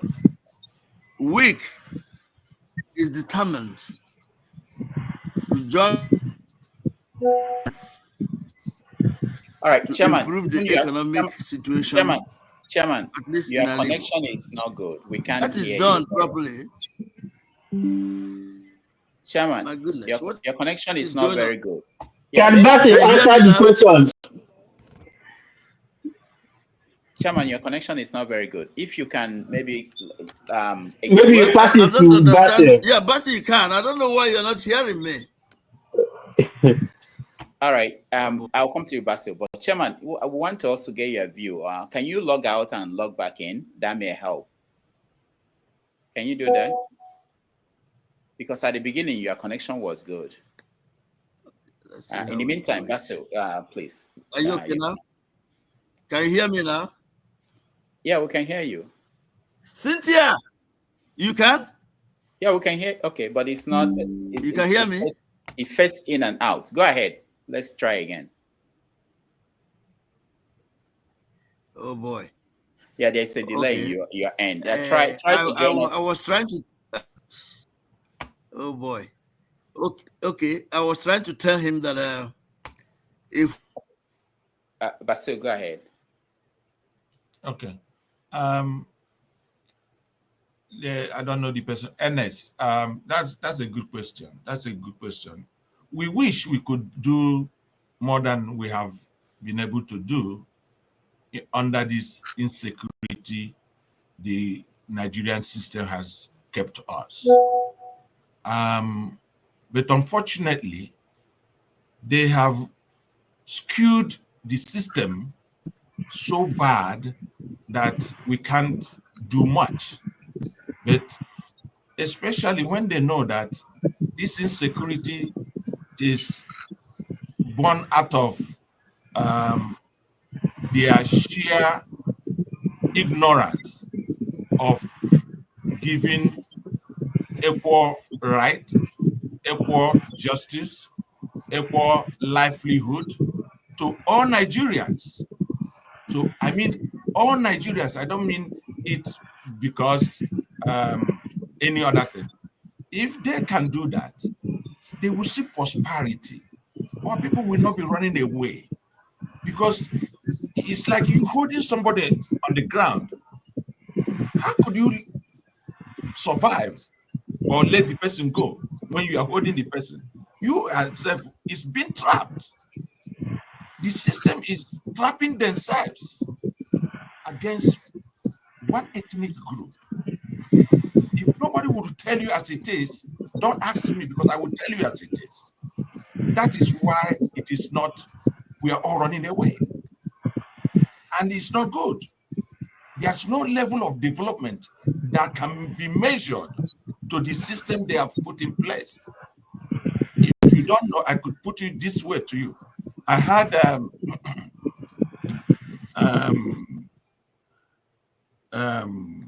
one of the commentators the other day say, gas is abundant in Southeast, but they don't have use for it. Could you imagine that? They are now asking the government to move the gas line more to Lagos so that Dangote can utilize it to flame his generators and his services. Okay? If you could keep Southeast that has such amount of energy out of using it, how would you only have to be in trouble moving it to a particular industry? Why would you be doing that? Why? It is not good to everybody. And this is policy bad. Policy bad. Politics wrong. And until they decide to get their ass together, there is no way we will have maximum supply of development in Igbo land and in the general Nigeria. Thank you. All right. Thank you, Basil. Thank you, Ernest. Let's go to Uche. Also, before Uche goes on, let me see if Dr. Festus, the chairman, is back on track. Dr. Festus, can you hear me? You're muted. Hold on, let me unmute you, see if that works. Can you hear me? He's muted. Can you hear me? I can hear you. Hear? Your connection is still bad.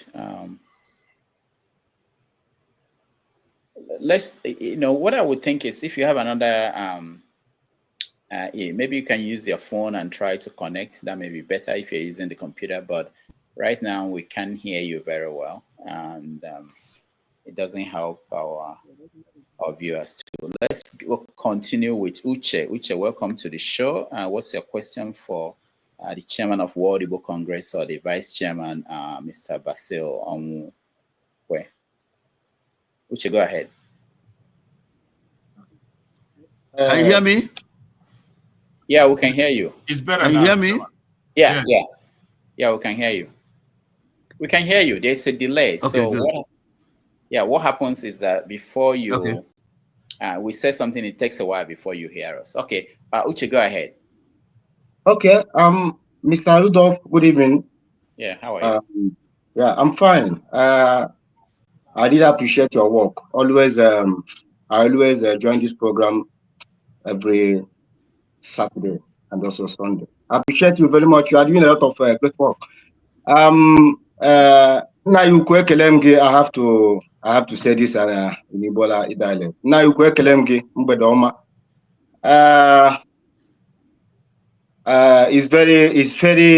it's very abhorrent to somebody like me for issues, problems happening in Igbo, because that is the only place I know. Also Chuamata or Laumerenia. So this is what I mean when a child is running, have a problem outside. So people are pushing you, have to go back to your home. So that is a secure place for you. But right now, the home is not secure. We are now pushing, instead for we to run back to the home, we are running to our enemies. But I call it a foreign country or call it any other place. A home is home. So I want to say this so that you will understand, and give only one question, please. Dr. Rudolph, I urge you to please give me a little chance. I will say, I have some documents. I've been trying to do this for some years. The Imo State government, the current Imo State government now, all the things they are doing, particularly in our mama, and this issue of 14 people, youth, the security, they brought there, they killed them, people that went to marriage, they just take their life away. And there's some talking right now, still killings in our mama, still problems in our mama from this government. And for a long time, we have been listening and we have been watching to see if the Igbo World Congress, what they are doing, of the problems. And in this case, we want to know. People have asked a lot of questions, but where I'm hitting my question now is, did you people have a platform to talk to Igbo? You can easily tell Mr. Rudolph, for you, with your vice, announce it, so we come there and listen to you people. is very important. And the issue of Mazen Nandekalo, what the veterans in America, what they are doing now is what they could have been doing before. But they have come out now to take the bone at their own. They are doing a great work now to come public, to tell us what they are doing. They are showing in the court in Abuja. They are doing a great work to make sure Mazen Nandekalo is released. Please, can you people, with all due respect, to join the veterans from America, the Igbo veterans from America, to do the needful? Our people said, we cannot wait and be hearing this comment of, let something should not happen to Mazen Nandekalo. Let him not die. If he die, maybe there will be fire on the sky.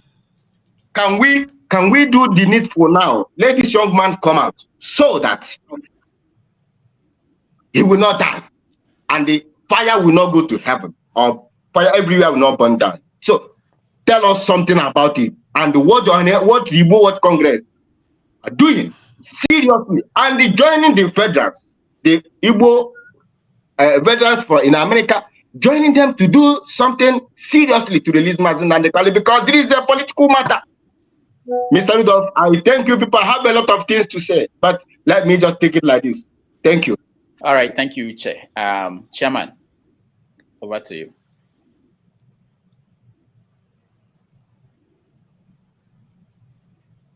Chairman, can you hear us?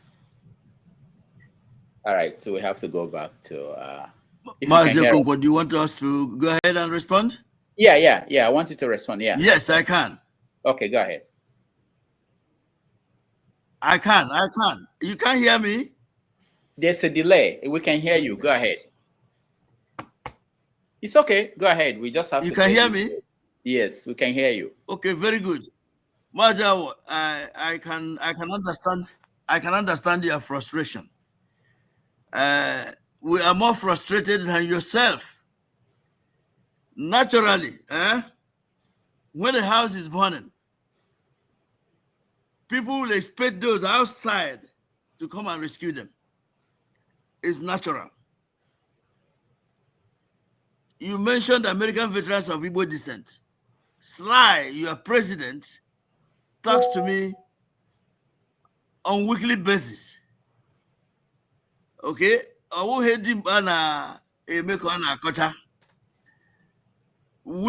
you even ask maybe his lawyers, they will tell you that we've been fighting alongside with them to release Nandekano. WIC doesn't believe in just talk. We do the work. We have tried to talk to Hanese. We have tried to talk to the governors. We have tried to talk to the legislators. We are advocating. We are really fighting as hard as we can. Unfortunately, Nigeria has something they have behind themselves, just trying to take us to the walls. Nandekano will come out alive. WIC is doing whatever it takes. Suppose I ask you what you expect WIC to do. Get a warplane and go down there, or do what? We are not happy that Nandekano is kept there just without any reason other than his name is Nnamdi. We will continue to pursue all avenues peacefully to have Nandekano released. You had me calling on the president here live on this medium for Ahmed Tinubu, our president, to exercise his power to release Nandekano. He can do that. Your governors, we are listening to all of them. We know what they are doing. We are taking note of who is who. Nandekano needs to be released. It's not by shouting. It's not by making noise. Okay, we are in touch with them. WIC is not remaining aloof. We cannot just jump into the plane and start shooting everybody. We believe that he will be released. Like they put in Igbo language. These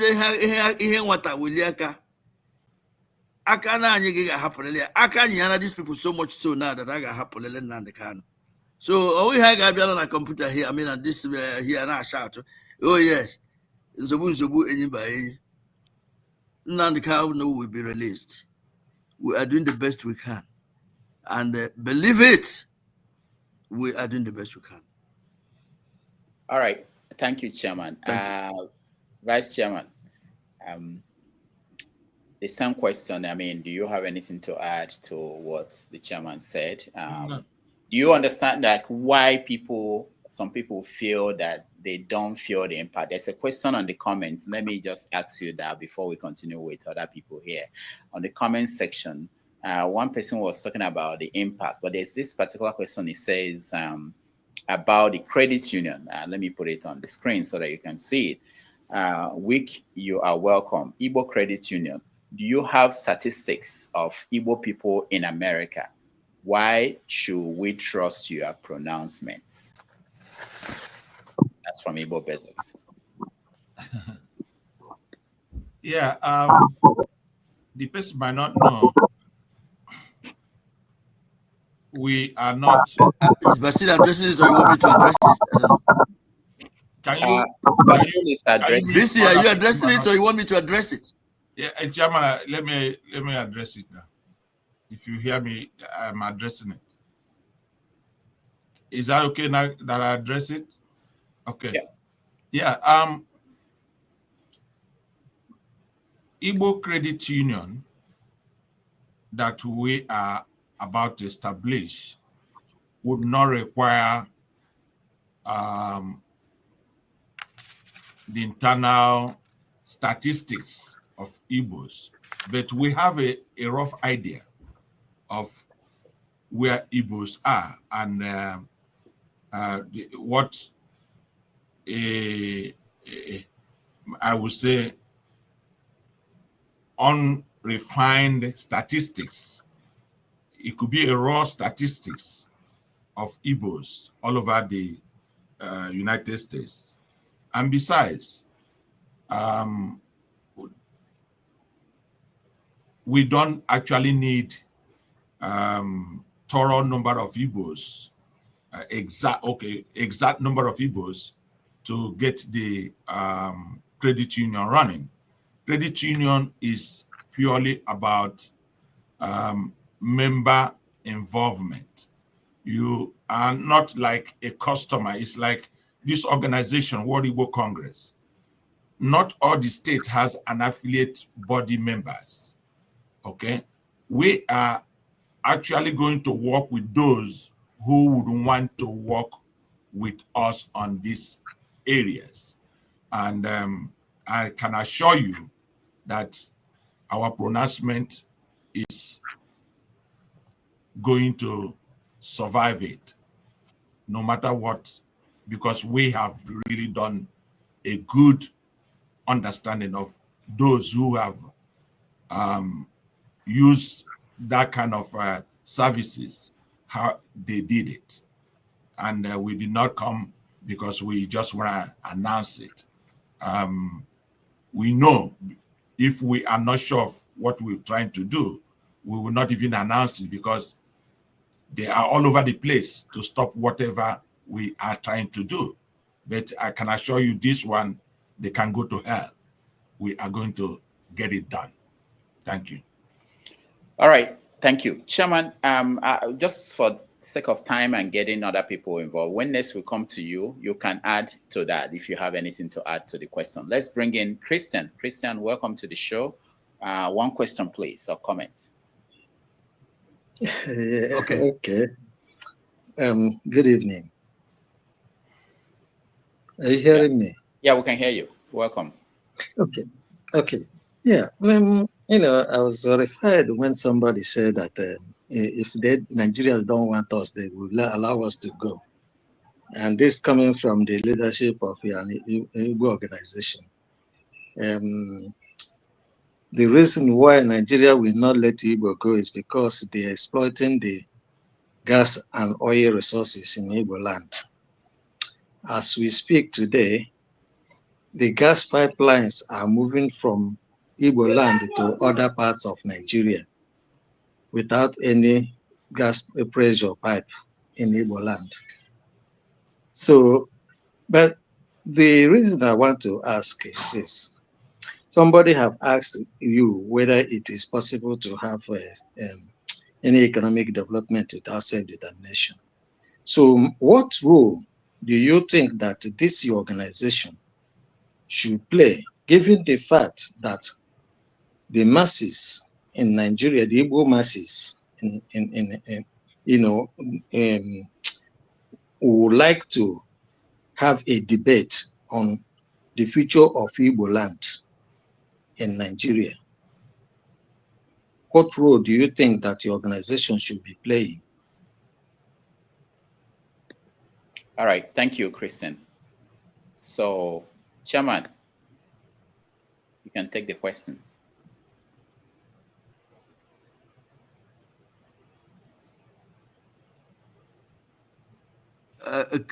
Christian, Christian is asking what masses will do what?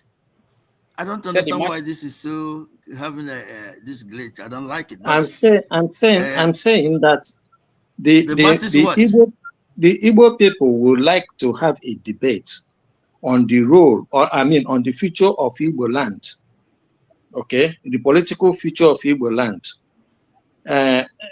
So I'm just asking, what role do you think that your organization should be playing, given the fact that you are an enlightened group?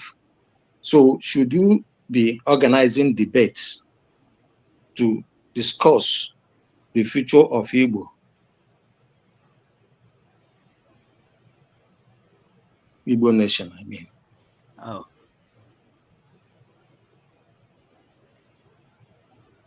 Okay, right. Okay, I got it. My brother, that is in fact a priority for Igbo Congress.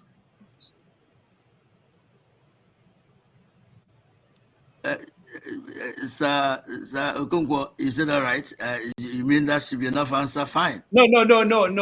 I was, there's a delay. So whatever you're hearing, we said it some while ago before you had it. I know. So okay. Yes. Okay. My brother, believe me, Igbo Congress will like to be on the driver's seat in such debates. Okay, what is in the best interest of Igbo is what Igbo Congress must do.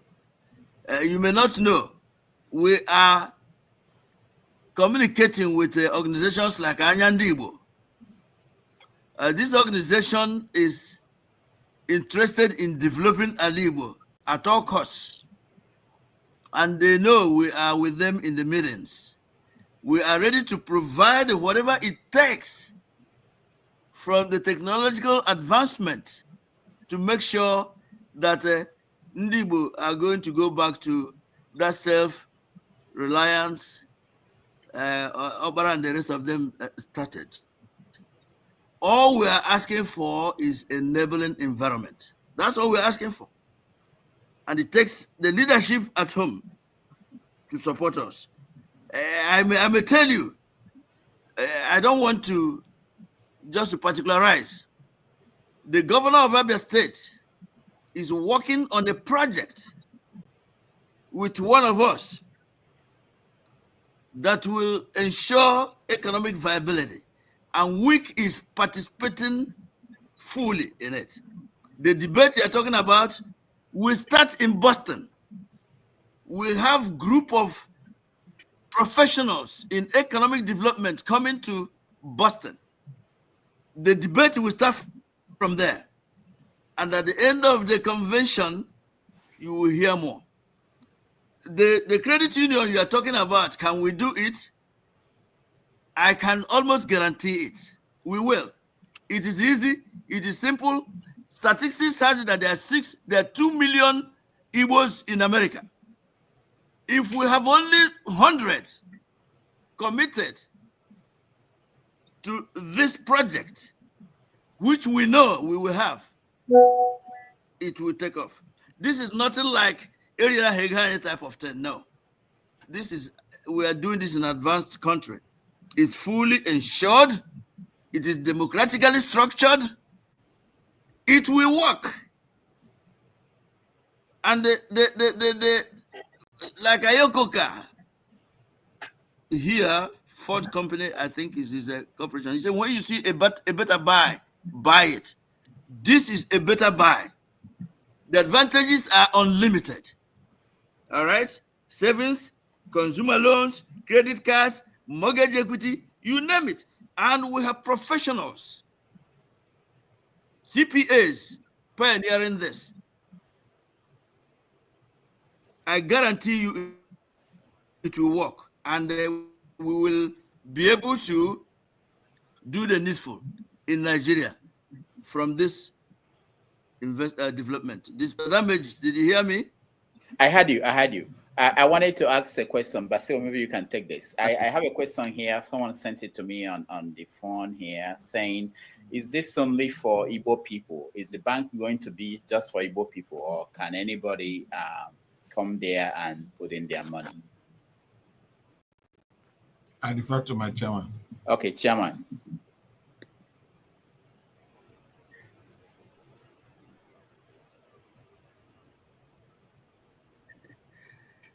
Okay, there are rules regarding credit unions.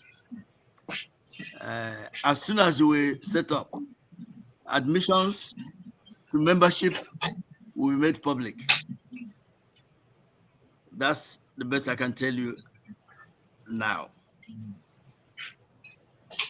All right, thank you. Let's go to Mazi Apara. Welcome to the show. I'll give you a chance to make a comment or ask a question to our guest, the chairman of WIC and the vice chairman of WIC. We have 2 minutes, please.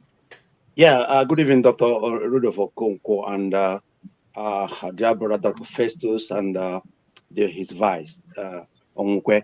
My question is, what is WIC doing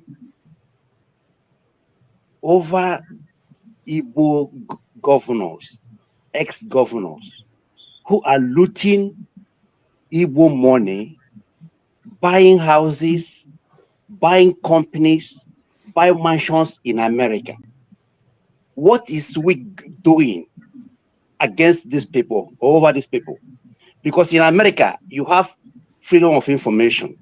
You can get their names, the property numbers, and everything. What is WIC doing about these people who are looting Igbo land dry, banking their, looting, stealing money from Igbo land and taking it to America? Again, our brother, Professor Chunachebe said, Nigeria has an Igbo problem. Since Nigeria got independence, this country has never been at peace with the Igbo. Do you think there will be a peaceful Nigeria, a harmonious Nigeria within the Igbo? Finally, Nnamdi Kanu was in California a few years ago, and he told you guys what is coming to Ali Igbo. Most of you called him names. Most of you laughed at them. Even one of them asked, which passport are you traveling with? Some of you called him madman, warmonger. But look at what is happening in Igbo land today, and not only in Igbo land, but even across Nigeria. Look at what marauding headers are doing in Igbo land mostly. Please, can some of you that called this young man names, can they please apologize? Thank you from here. All right, thank you, Mazi Akpara. Let's hear from chairman and then vice chair. Okay, gentlemen, I also sense your frustration. I don't know those who called him the names you are talking about. And he can tell you that Ongwe never did that, Okere didn't do that, and the people we're working with never did that. You have been referring to the California convention he attended. At that time, WIC had all these problems. The so-called rotten politicians at home that didn't want WIC to survive. So we had week 1, week 2, week 3 at that time. You can go and verify. So he mistakenly or poor advice attended the week 2 convention in California.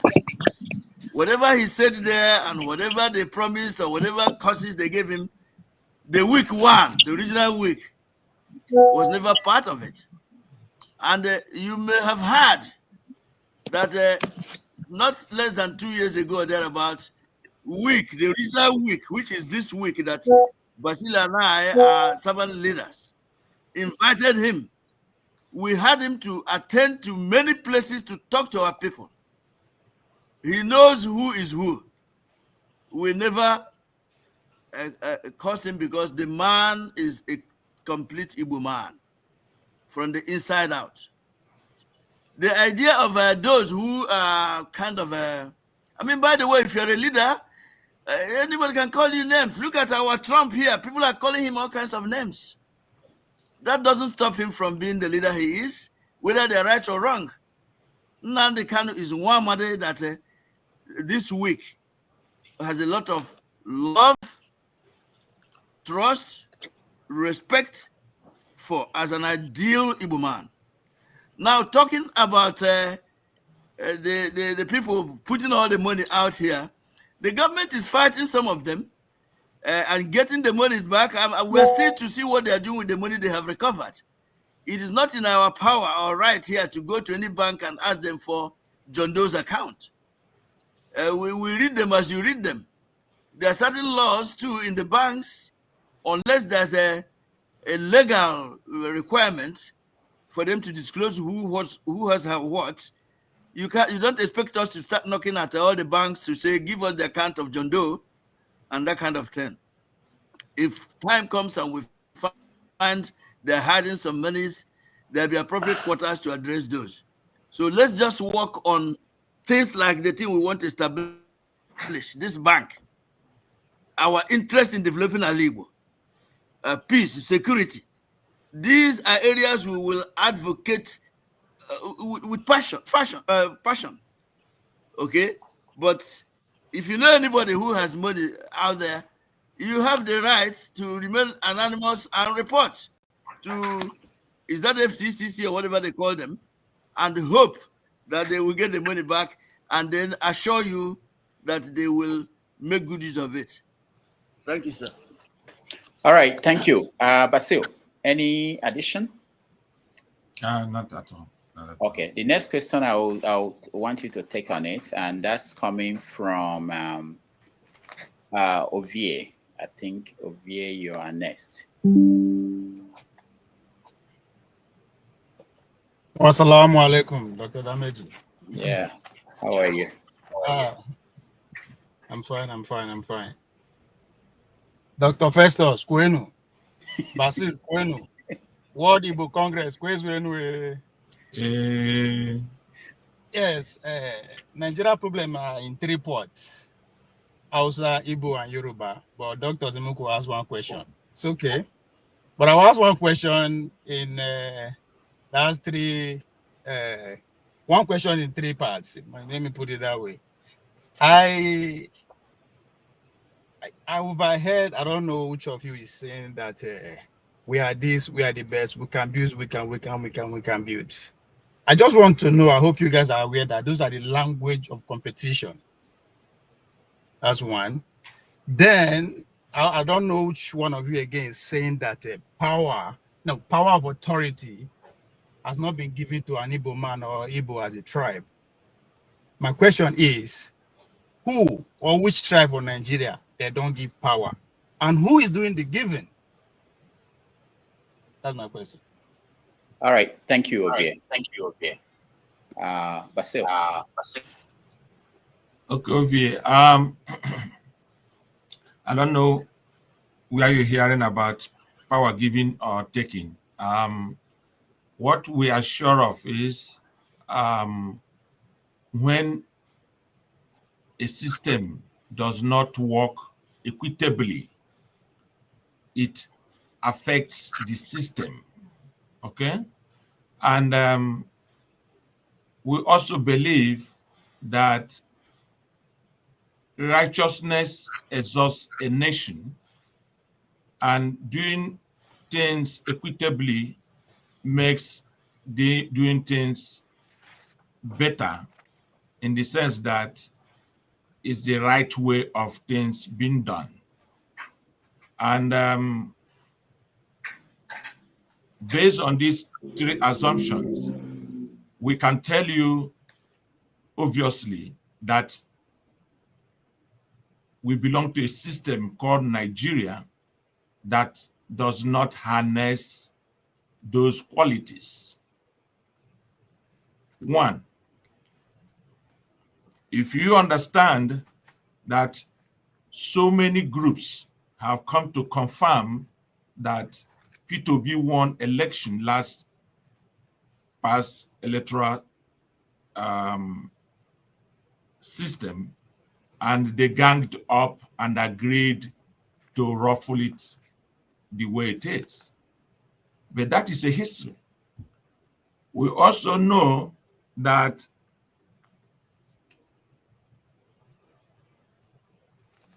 the business which we belong mostly, our people do more, we don't have any area or means to say these people are harnessing our qualities in that regards. Does not.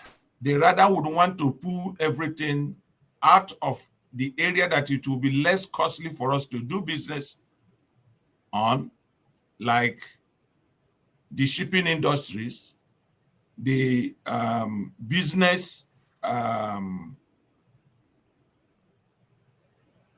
method that would help every Nigerian by helping the Igbos that does that better. They rather want it to die without working properly. These are some of the things we can tell you for sure that is not done equitably, and that is affecting Nigeria as a nation. And until they decide to do things proper, because in a system there is always inflow and outflow, delivery and supply. It's always common. And you fail doing those things the proper way, you are not going to get the proper results. Thank you, Ovie. All right. We're going to, I will skip the people that came before Righteous Man. I want him to be the next to ask a question because he's joining us from Nigeria. He's been around hanging in here for a long time. So Righteous Man, welcome to the show. You are next with yeah. Go ahead. Dr. Rudolph, good evening, sir, and the personalities of Igbo World Congress. Good evening. I live in Lagos, and our submission is that Igbos have leadership problem. It is verifiable, because if Igbos do not have leadership problem or does not have leadership problem, the declaration that 2023 general presidential election was won by P2B, those who made those confirmation were those who rigged that election, and they brought evidence that showed that P2B won 19 states. Up to today, there is no Igbo Union or Congress that have made a statement, a categorical statement as regard to that revelation. Let's assume he's a Yoruba man. You would have heard what the Yoruba press, the Yoruba group and unions would have done. Let's assume is a northerner. You would have heard what the Arewa Consultative Forum and other unions would have said or done.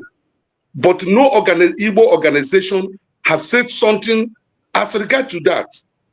So I agree, because I was speaking with one of my northern friends 2 weeks ago. He told me, he said, let me tell you clearly, the problem of the Igbos is leadership. They betray themselves. Look at what Soludo is doing to P2B. And the World Igbo Congress and other Igbo unions have not written to this gentleman and cautioned him.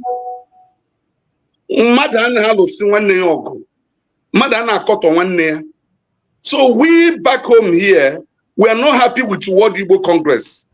That's just the truth. Because you people have not represented us well. I'm into real estate industry. I know what Igbos have suffered in Lagos State. There is no organization representing the Igbo interests all over the world that has spoken. Why is it that Igbo properties have been destroyed? Look at Peter Ob's own, his junior brother's own company in Ikeja that have existed for years, how it was pulled down. So the leadership of Igbos are our problem. And the World Igbo Congress is not left out. So what is happening to the Igbos will continue. In 2014, I was in Cotonou, Dahomey. I went for a business trip and I met one of the most political personality in that country. And we were discussing this issue of Nnamdi Kanu then. And this is what he said to me. He said Nigeria was founded on 3 legs.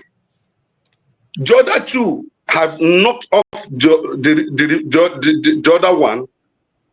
And that one that was knocked off refused to do something so that the world will know that they are being cheated. Because our leadership is not giving us what we want. So, sir, can I throw it as a challenge that as you hold this conference, I don't know whether you have held it or you are about to hold it, you people should make us that are back home here, representing you guys, to know, to feel, and to believe that you're working for the interests of the Igbos. It's not about the chieftaincy titles, the Ozodenze, being celebrated in the US, in Germany.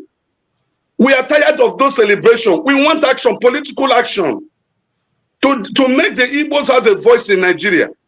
So, will you people do something that is going to guarantee our Nigerianness so that we can stand and say we are Nigerian?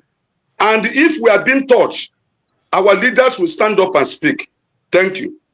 All right. Thank you, righteous man. Chairman, yeah. Oh. Yes.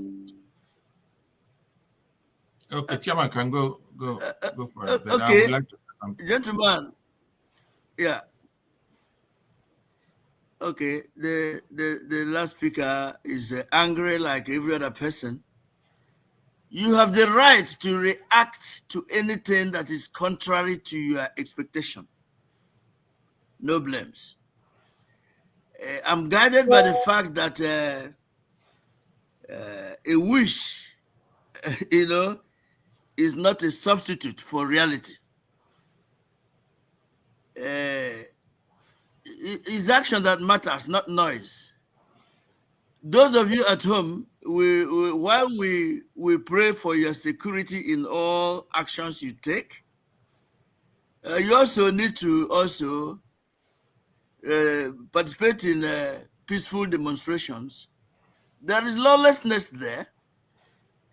And now someone can start now and cuss anybody out and goes free. An Igbo man stands and cusses somebody out, they drag him to anything.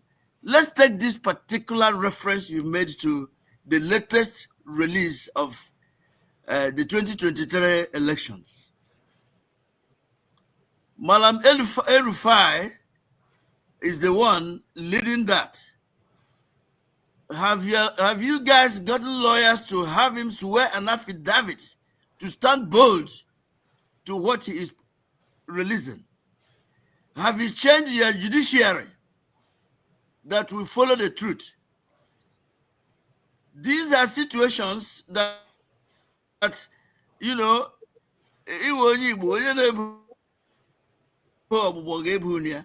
Let us, are you surprised? There's no doubt that His Excellency Peter B won the election, but they chose to do whatever they did. We just want to work hard to say Ozemena. WIC is ready to also join you guys to fight for what is right. It happened before enough to know what to pursue. You don't know whether they are setting that up just to do what they do best. Keep putting Igbo where they want Igbo.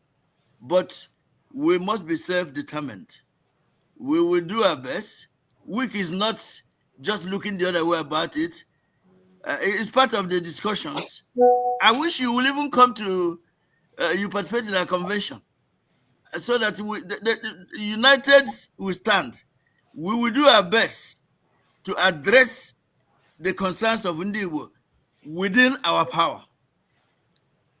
Thank you. All right.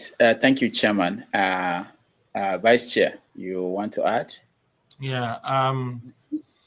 Like my chairman said, it's very frustrating and overestimates the powers they assume us to have. And one thing that many people don't know is that the power we have is not an authority to change what they would want to see change. Okay? The power we have is to bring awareness. Awareness is what is almost in everybody's palm. Everybody is now a journalist of his own. And you have almost the power to help to bring awareness to the doorsteps of this authority. But that being said, we want a situation now where we would have the financial freedom, the wherewithal authority that we know we can control, so that we will be able to be more effective in opening our door of awareness, stronger and better, in order to be seen doing that which everybody would want us to do. Thank you so much.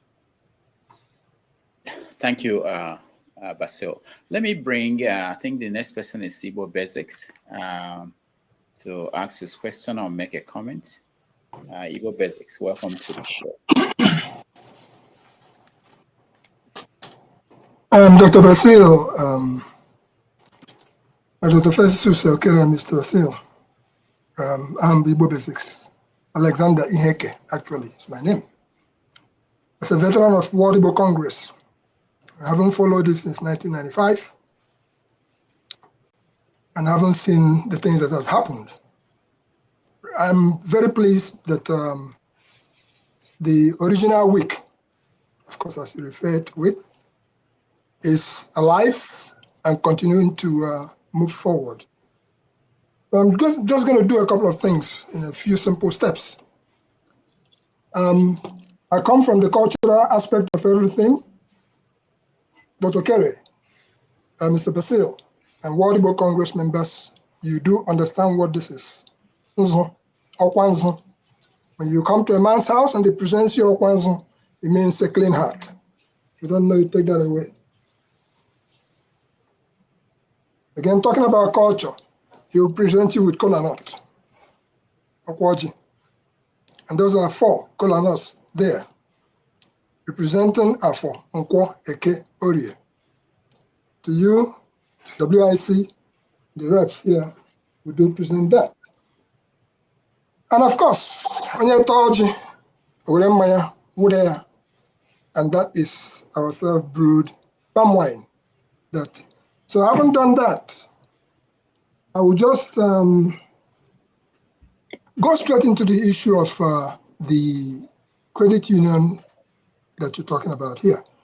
I see that Basil brushed upon it a little bit in answer to my question, which I asked earlier on.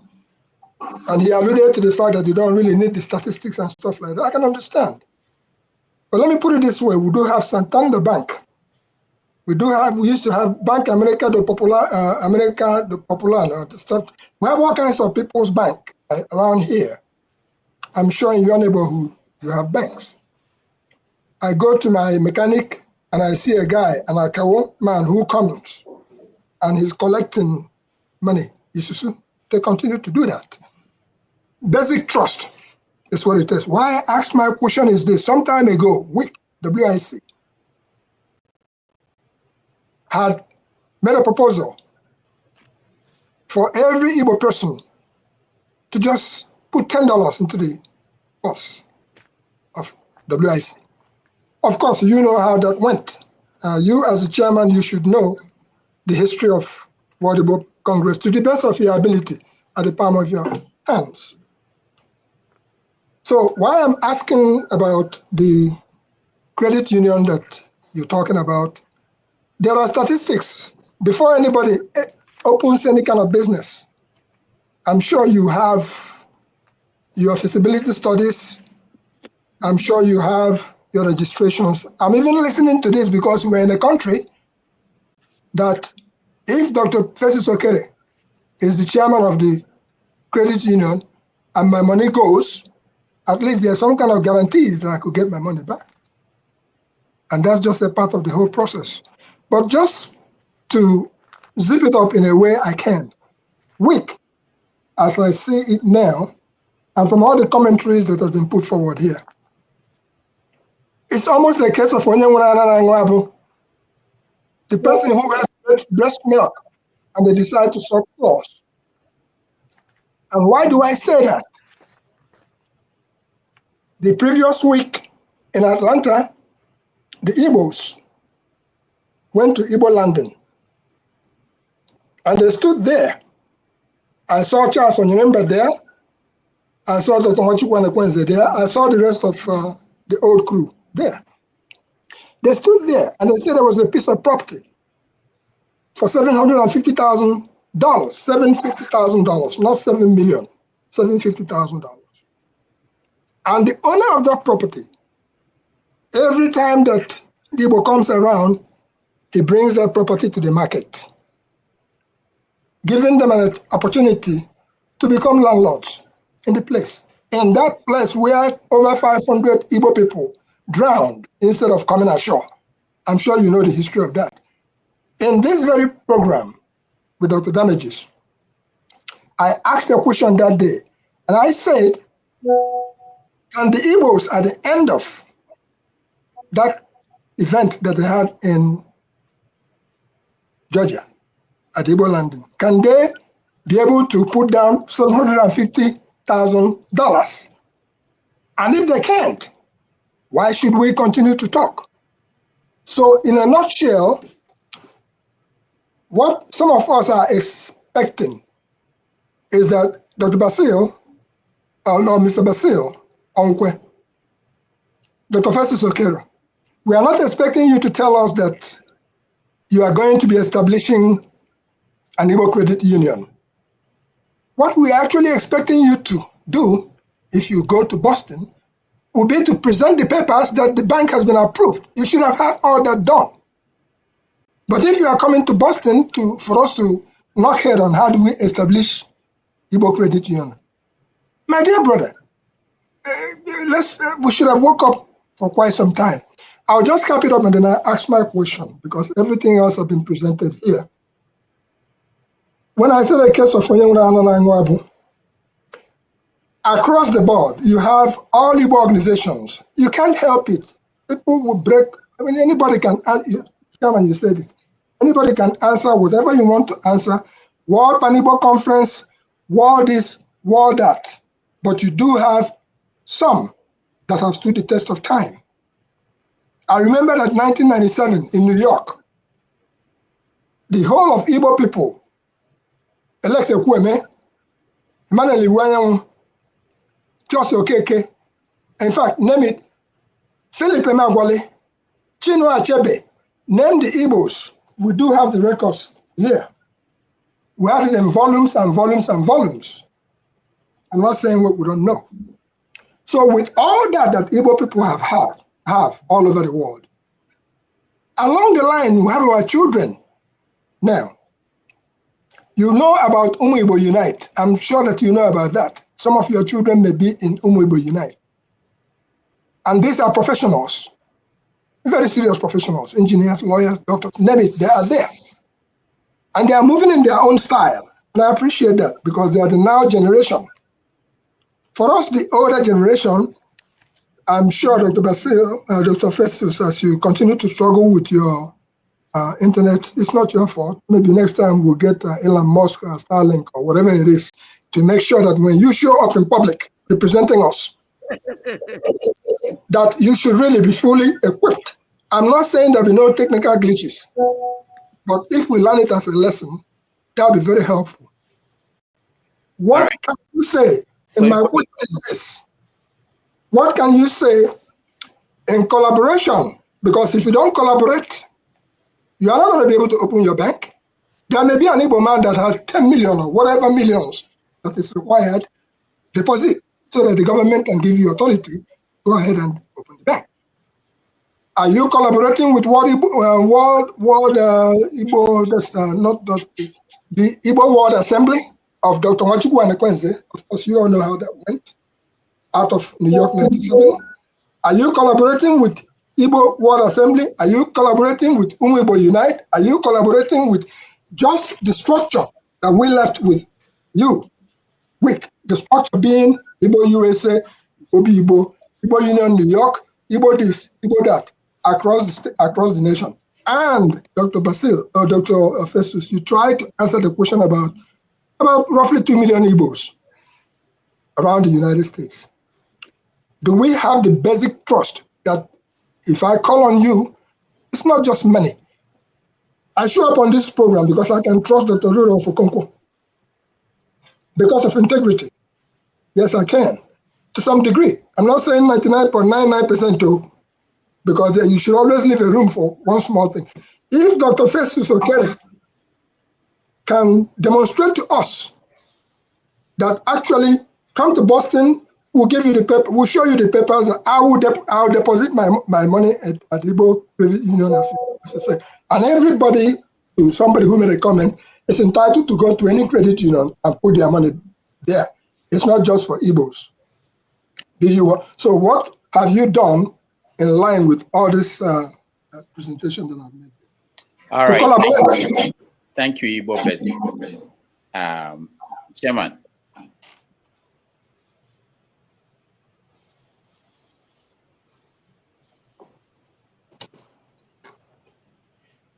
All right, while we're waiting for the chairman to get the news, we get to him. Dr. David, are you talking? Okay. Yeah, I'm waiting for you to respond. I'm here. I'm hearing you. Can you hear me? Yes, we can hear you. Can you hear me? Yeah. Very good. Very good. Look, bring his face back. I know the Igbo basics. Gentlemen, I have known you for years. I still have some of your pamphlets you used to distribute in our conventions. Okay, I do. Here is one problem we have. People come, they go. I don't know why you have stayed away, only to come up to talk about maybe the glitches other than the substance. I take that for advancement. Listen, we have learned from experience. We have. Okay? And nothing in this world is more powerful than the idea that its time has come. I think it was Victor Hugo that said that. We wouldn't have started talking about this if we were not sure. Remember, I laid the background. I told you the bane of our success has remained the fact that we start something, halfway we stop. That is why nothing has been fruitful. But this time around, I wish you'd be there in Boston. We have done our feasibility studies. We know about credit unions. This case, there is a power, a governing body in charge of it. Just like the federally insured conventional banks. There is, in fact, come there or bring your questions.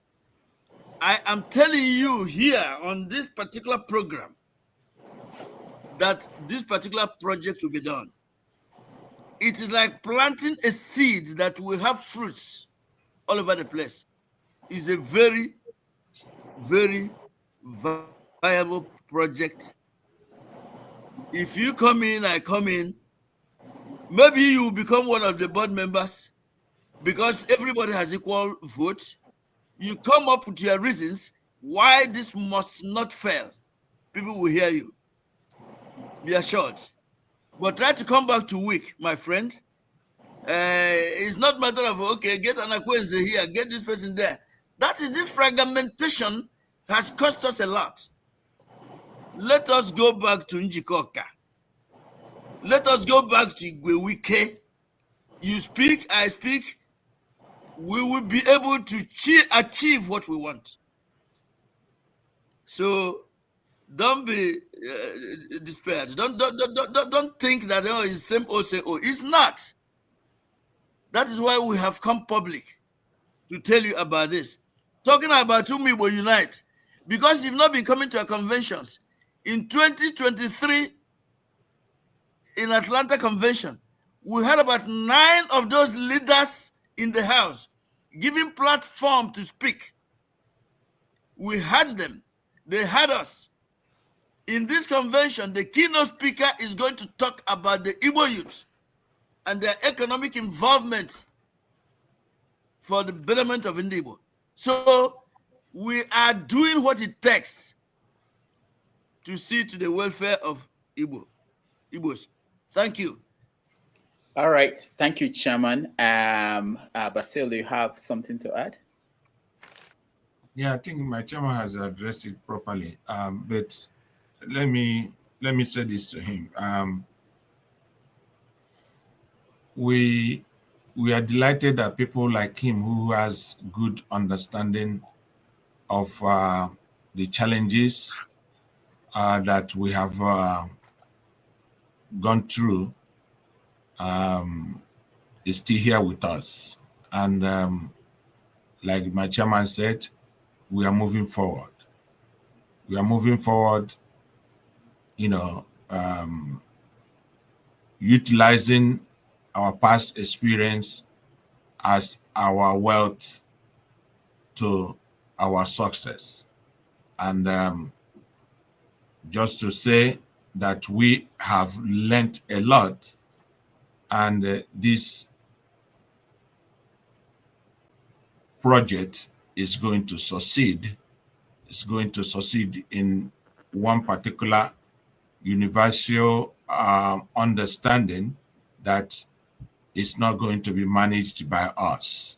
It's going to be managed by the professionals. But what we are going to utilize is the leverage in doing so much for ourselves, especially for the members. I saw one of the intros where Dangote emphasized that, in fact, it's one of those things that I would tell you today, that the information you have is the strength of your sources majority of the time.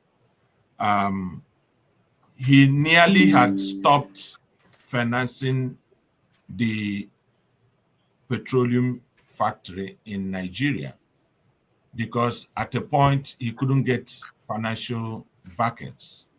He couldn't get loan, even the one he had from Western banks or Western countries.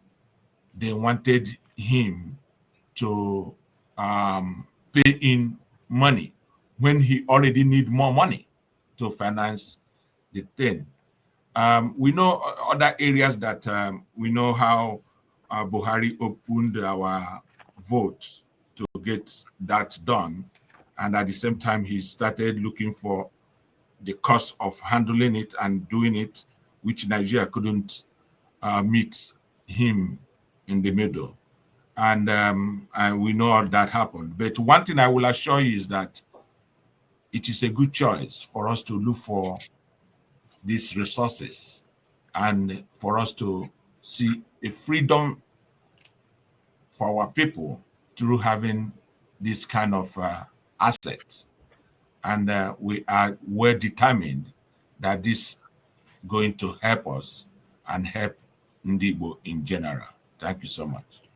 All right. Dr. Damages, if you permit me for just 1 second, please. Sorry. For just 1 second, just please, you can permit me. Dr. Festus Okere, I would have asked if we know how long it takes to establish a credit union, but that's not my question. The point I'm trying to make here is that to Ken Okorie, who was our first Secretary General of Igbo Congress, I wanted to use this opportunity to extend the condolences to WIC for the death of Ken Okorie.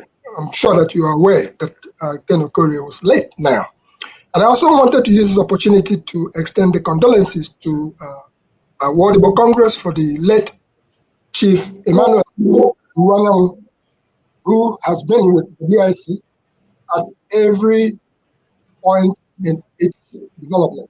And also to all those WIC heavyweight supporters, including the gentleman from Tennessee, Abuja, those who have gone. I wanted to use this opportunity, and I hope that when you go to Boston, because I was in Boston the last time around, I was to Tony there. We had Chief Ebitu Kiwe was there.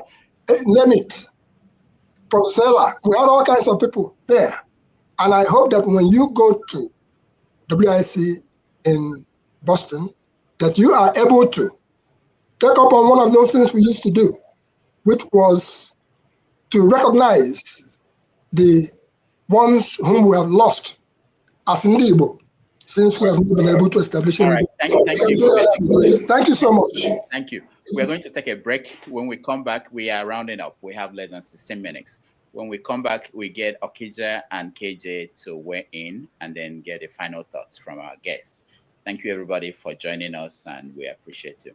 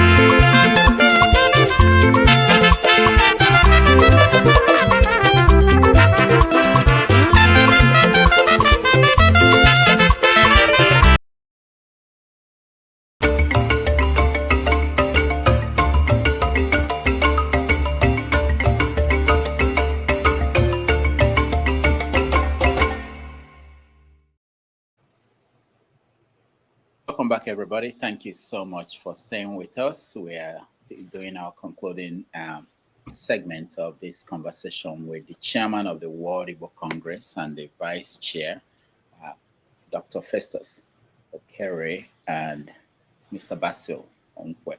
All right, I think Okija, you're next. Chance quickly. Okay, can you hear me? Yeah. Okay, good day, everyone. Dr. Okere, welcome, and Mr. Basil, welcome.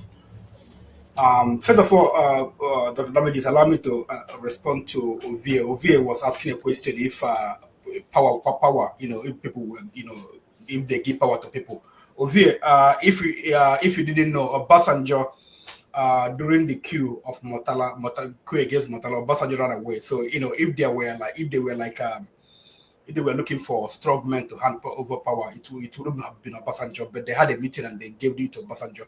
And the second time, because of what happened to Abiola, the military had a meeting, said that in the Yorubas would be compensated. So they made an arrangement, made sure it was a Yoruba candidate that took over from the military. So power is always given. People can make arrangement and give power to people. So I hope that answered you. Okay, Dr. Festus, thank you. I've known the World Igbo Congress as like a jamboree outfit, social club, like People's Club of Nigeria. People where people come and talk, just like Nigeria. We talk, nothing is done. So I belong to some organization like that, but I've started extricating myself from them. We always talk, nothing is done. Anyway, so that's the way I've always looked at World Igbo Congress. It's a talk shop, no action. So, and I was surprised, you guys talking about credit union, and I started laughing, like credit union. What is for what? Credit union for what? Is that our problem? Is that if we don't have, we live in US, we have in Nigeria we have banks that could be called Igbo banks, like Fidelity, Access, things like some other banks. In the US, credit union is not a problem. I can walk into Bank of America or Bank of Saturday Bank or any credit union and apply for a loan. So basically, if you guys start a credit union, whatever, it's gonna function just like every other. It's not that because I'm Igbo, I'll come there and that they give me loan because I'm Igbo. I have to come there, present my business plan or whatever. Just like the same way I will go to Bank of America, present my business plan, and they give me loan. And probably Bank of America will give me better loan and better terms than what you guys will give me. But like the question is, what is that our problem? Is that what we need in Igbo land right now? Credit union. What are you? Who are you? Who do you want to? Who has the problem? Who are you trying to satisfy? Is it like Igbo people in the US or what are we doing? Is it for Igbo people in diaspora in US or are we doing it for Igbo people in Nigeria? So that's the question you have to ask yourself. So when you answer that question, what is facing in the Igbo in Nigeria? In Nigeria is security issue. Every day we see videos like one guy that in Anambra. I don't know if you guys saw the video. They said he said it was a Fulani. The girl said it was the Fulani people. They came to them and they they asked the boy, a grown man, to make him climb his sister. The guy saying no could do him. So they killed him. You saw when Anambra Vigilante group they go and drag the guy from the water. So what is it like Igbo credit union? Would it solve? We have to focus. What is the problem facing the Igbo? Why you forming credit union? I'm not saying that you guys should not get your credit union, but address the issues facing the Igbo. In Igbo land, there are so many projects. Opala started, and there are some other banks like Proda. We have Proda. We have Anambra Imo Basin projects. We have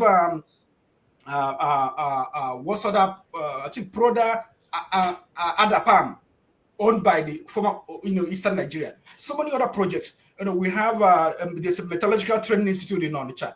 There are so many things started by my they collapsed. Premier Brewery is Onitsha collapsed. So you talking about credit union. What I don't know. We just I You know, like what do we want to do for Igbo? All right, thank you, Okija. For time. About. Thank you, Okija. Chairman, you want to take that? Okay, let's go to you. Yeah, okay. I'll take it. Okay.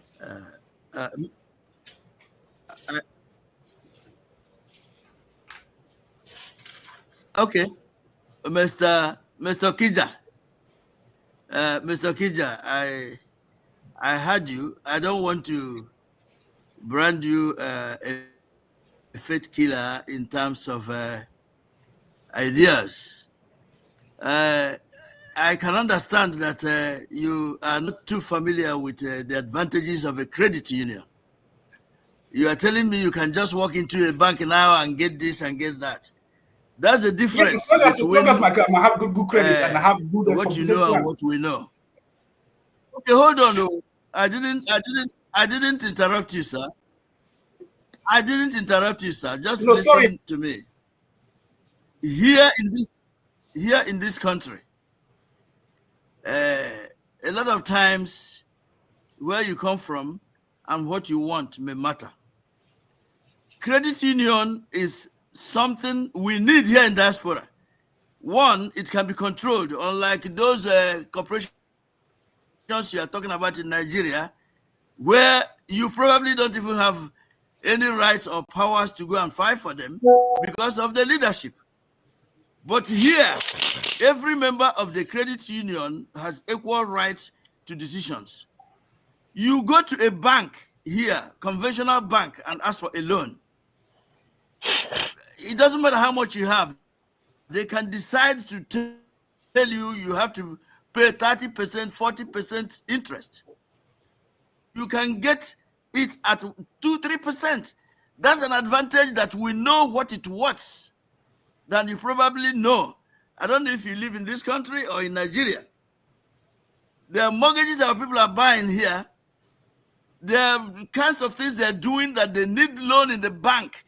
Because you are a part owner of this bank, you will have the support you need. We also intend to help people at home. The interest, the dividends are not paid to individuals. They are invested. And we've already earmarked where it hurts more. We can actually help to establish all these businesses you're talking about that are dead because the government is looking the other way. We have taken note of these things already. These are the advantages of the credit union. Please, anybody who thinks it's not going to work, watch us. I rather give us a chance to do this. You have the right to join. It will interest you to know that we've gotten even enough people to start this. It's just a capitalization now. We get it on. 2 years from now, you will say, oh, thank God that you have actually tried to do this. This is not one of those things you start and dump. Okay? It's regulated. It's handled by professionals. We have identified the need for it. I please ask you, Mazo Kija, to, if you support it. If you don't want to get involved, it's your right. But because you're not part of this study, you are not part of what we've done to come up to this. So for you to say it's not going to work, what you want us to do is XYZ. If there's no good economy, you can cry to the kingdom come, nothing is going to work. An easy area, straightforward, and can be handled, monitored, and we can do it. Let us develop that you can do attitude that Okpara and the rest of them had. That time there were no these armed robbers here and there because they were gainfully employed. They meant it in the Igbo sense, unlike now. So help us to go back to the basics. Thank you. All right, thank you. So sorry. No. He said something that needs to be addressed. He said that if you're a member, if you're a part owner of the bank, they will consider you. So if I become a part member and I have credit, my credit score is 400, you give me loan. when you know that based on my credit record that I'm not, I'm not trusted credit wise. All right, Okija, thank you. Let me get Basil weigh in, please, before we go. Yeah, I would love to weigh in a little bit on this. Mr. Okija, I think you are, I like the passion, but the question there is, we can only do what we have authority to do. We can only change what we have power to change. Whatever that is happening in Nigeria,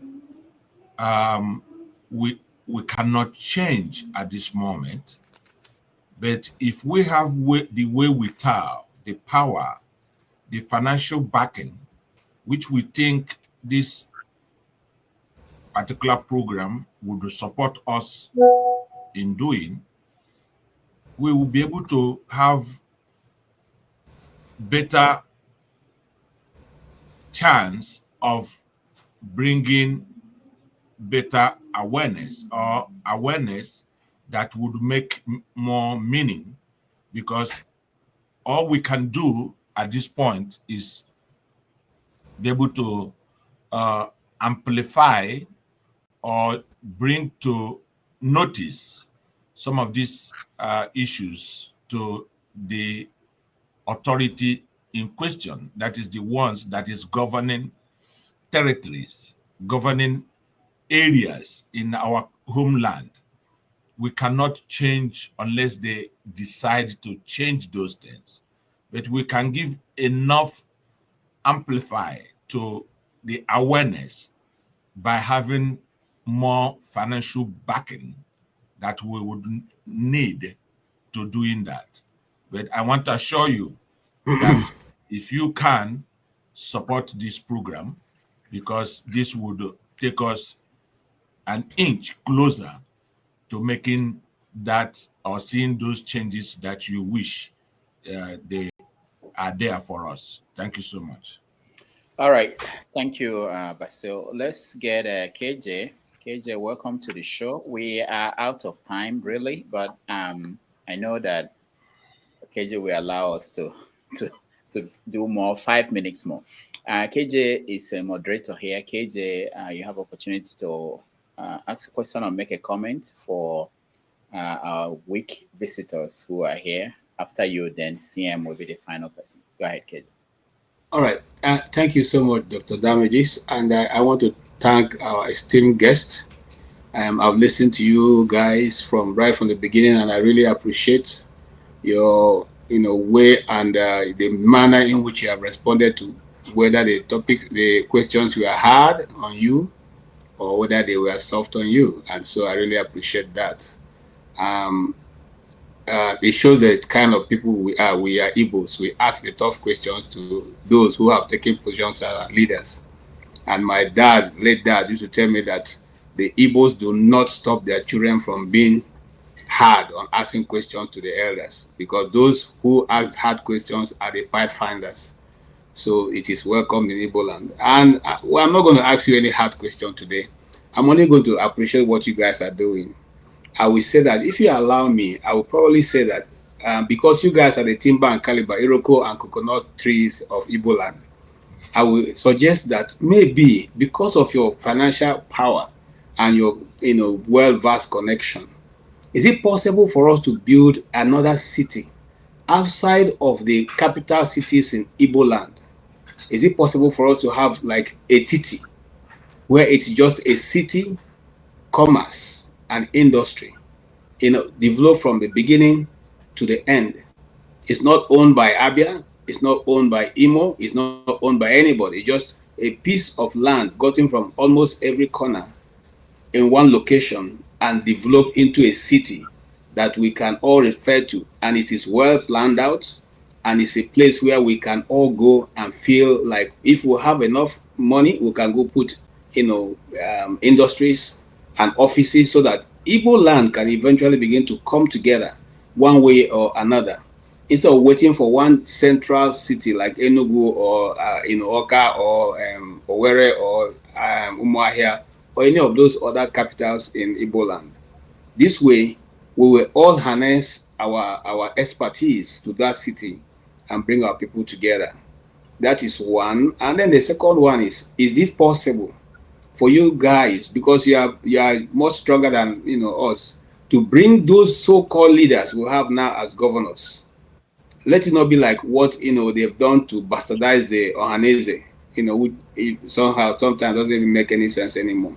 But to bring those leaders and really draw their ears and say, look, you can't continue in the way you people have gone in this direction. If if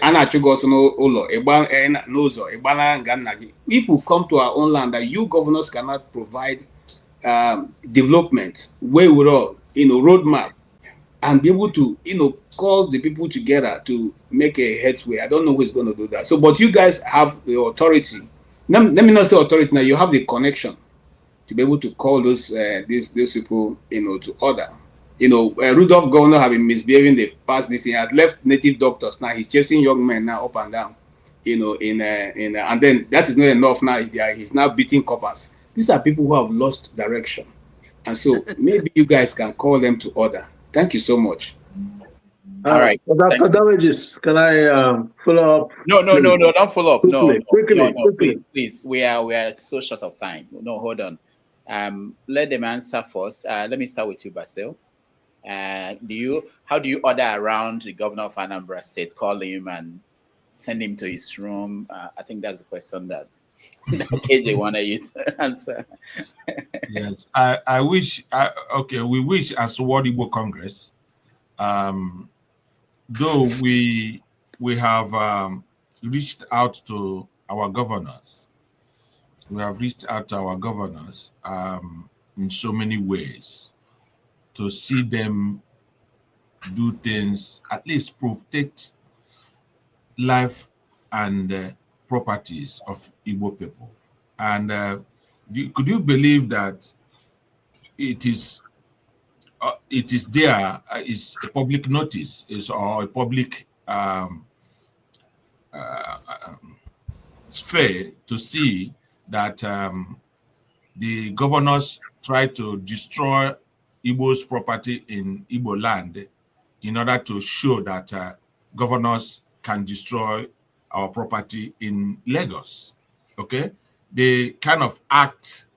So we have done our own by bringing them to the understanding that we know what is going on. Okay? They don't want to, we know that when we bring pressure to the non-Igbo states destroying Igbo properties, they try to show that they can still destroy Igbo properties in our own homes. So some of these things happen, and it's in the public sphere to see that. But unfortunately, we cannot be able to insist on them doing the right thing. But we always bring them to the notice that we know what is going on. Who are you trying to please? If you know the right thing for Igbo people, you don't do it. I don't know what else you want to do. Please who? Then that's the problem we're having. And we continue to press on them on that. And it's unfortunate we can only do that. All right. Thank you. Chairman, you want to add to that? Well, little, VC is right. KJ, I thank you for your thought about another investment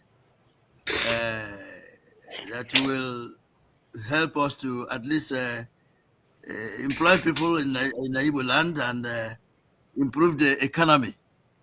I also said earlier that one of the speakers we're having at this convention is going to talk about some deal he's having with Abia State government for exactly the type of thing you are proposing.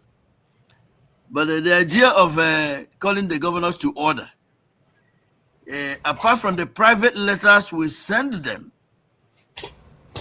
if you look at the Nigerian newspapers, you have seen where we have actually criticized them, called them names, not to insult them because they are, in quotes, elected. A case is where they came up one time and indicated that They met and they went to the government, to Tinubu, President Tinubu, to release Nnamdi Kanu. No, they said they were going to go. They decided. 3 months, 4 months, we didn't hear anything. We sent a public announcement. We published it in newspapers, reminding them of the applause we gave them. We applauded them for that one-time decision in unity. We asked them that for some reason we have not seen the outcome of their meeting. It was kind of sarcastic. Apparently they didn't meet. I don't know what else we can do. Here, you criticize your governors and your leaders. Sometimes they pay attention and do corrections. Hopefully they will see change. But I have told you guys, even at home, that do your best to pray that you have a leader that you are actually elected, not the one that is probably imposed on you.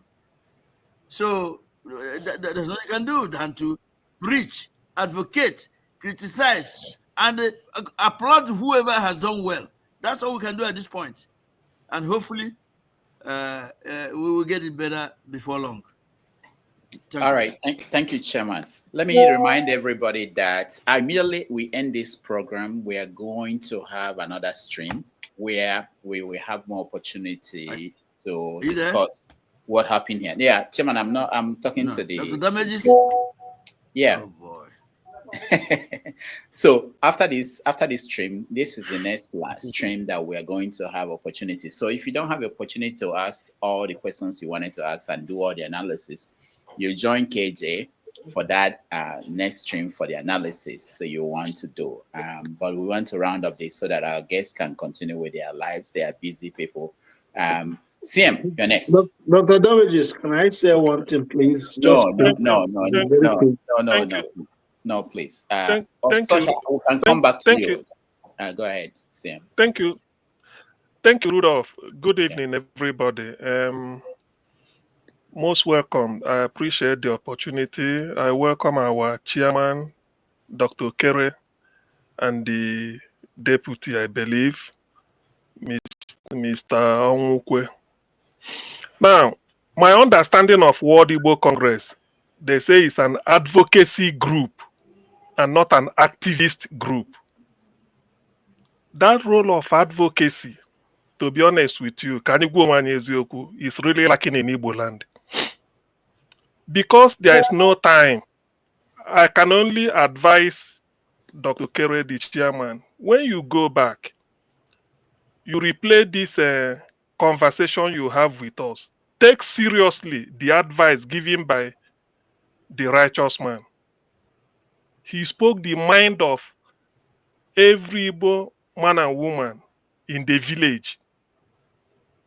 The question, his contribution is most profound. Of all the things discussed here, what the righteous man said is really what they thinking, what Ndi Igbo expect of World Igbo Congress.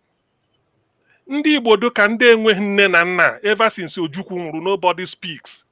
World Igbo Congress being in United States, you are at a vantage position to intervene in anything that happens to Ndi Igbo in Nigeria.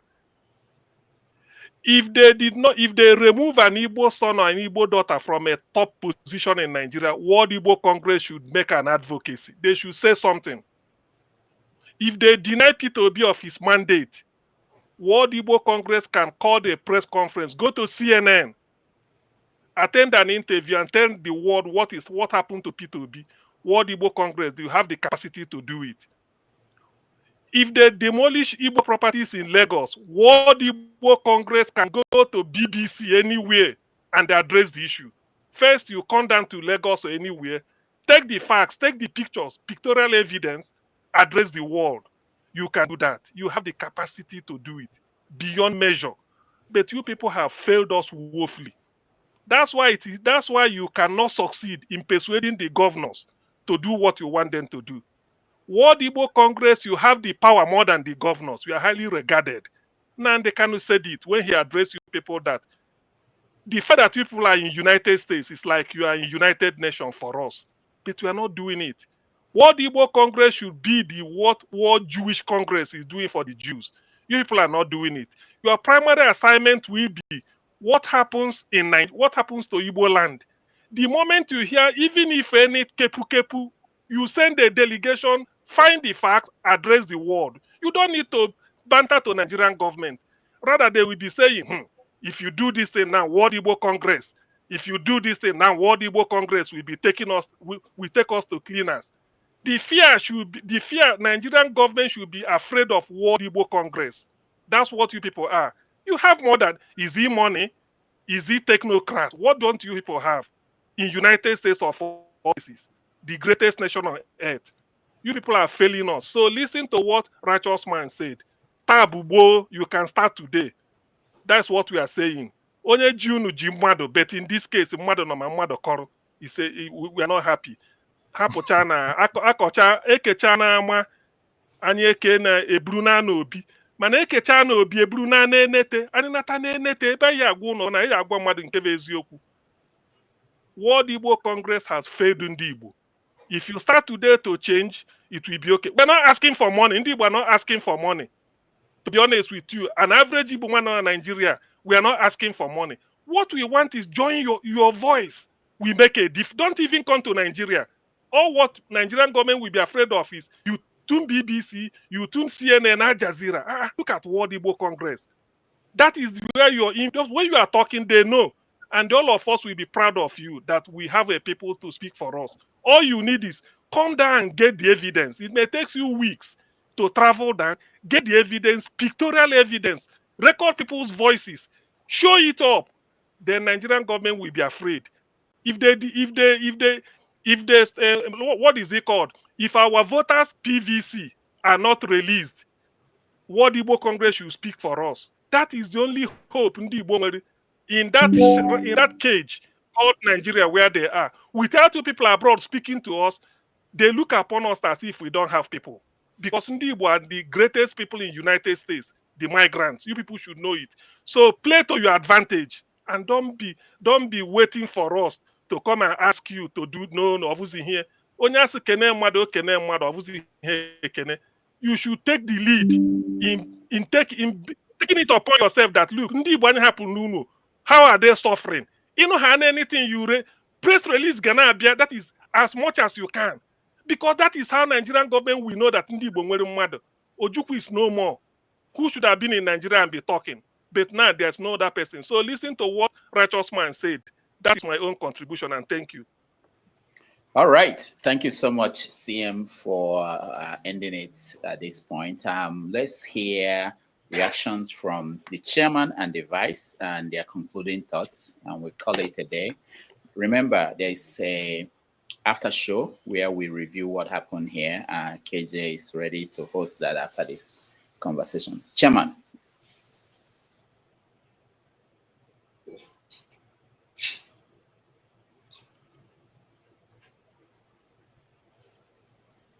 Chairman, you're muted.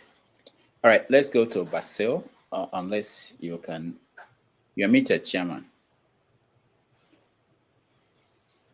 Chairman, we can't hear you. Okay, hold on. Let me help you and see. Again, I can unmute you. You're muted from your own end. I cannot unmute you from here. Me? Okay, Can good. you hear me? Yeah, we can hear you. Yeah. Okay. Yeah, I thought it came from your end. I want to thank you, Dr. Damages, for all you do. We appreciate you for what you're doing. Continue to do so. My people who actually participated in this short discussion, thank you for your time and efforts and your concerns. Believe me, we are Igbos to the core. We hear you. Nobody can make you feel inferior without your consent. You know that. Weak is very common. The only problem I can see now is that sometimes you are not really getting what we are doing. Let me say this in Igbo. Oh, when somebody from my neighboring town, maybe Odiko Shia. This is my dialect. I want you to know that Kogoro & Co, that is our team for this year, is not just the cock crow. It's a reality. It's a clarion call. We heard you loud and clear. If you want us to come and shout anyhow, well, if that's what you want. But please go to the publications, go to the Nigerian newspapers. You will see that we've been shouting, we're handling the bulls by the horns. We will do our best to make sure that it takes unity, it takes synergy. All the Igbo organizations in diaspora, some of them are listening. We've made a lot of efforts to get us together. We'll do the best we can do. Just do your part, and let's see what happens. God will see us through. Ndibo can never ever be cowed down under any circumstance. God is with us, and they know it. So please keep on trying to pray for the unity of Ndibo, the development of Ndibo, the security of Ndibo. We will have our eyes on the ball. We will do our best and encourage your own brothers and sisters who are all over this place to come together. Let's go back to Onyara one near dictum. Let's go back to a wicked dictum. Let's go back to Njikoka. That's my phobia, and we are determined to do it. Thank you very much. And Dr. Damages, one more time, we thank you for what you're doing. We'll be prepared to come back next time. My apologies for the glitches. It's falling, raining cats and dogs here, and sometimes it affects the streaming of this. But at least the little you've had, you've placed faces to the voices. You will hear us at the end of the convention in Boston. Come there and see that united we stand. We can do a lot. Nobody can stop Ndibo. Slavery, the chains of the slavery, something did not stop us, and nothing will stop us. May God bless you all. Thank you for tuning in. All right. Thank you, Chairman. We appreciate you. Basil, your final thoughts. Yes. I want to thank my chairman and hello. Yes, I want to thank you for making this opportunity with all your busy schedules. And I want to also express my gratitude to Dr. Damages. I think if we can have people, what it costs to keep this stream for this while, and it's an opportunity. You say, who does not tell his story, other would tell it for you. And for a very long time, even those who have not heard from us, they can also confirm this, that a lot of people have been telling our stories. That is what this means. And we promise you one thing, that we will start to tell our own stories. And until then, please do your best. We need participation in Igbo project. We need participation in Igbo purpose, so that at the end, we cannot be defeated. Even when they try, they will not succeed. Thank you so much for making this opportunity for us. And I thank you all because it is not easy. And God bless you all. Thank you. All right.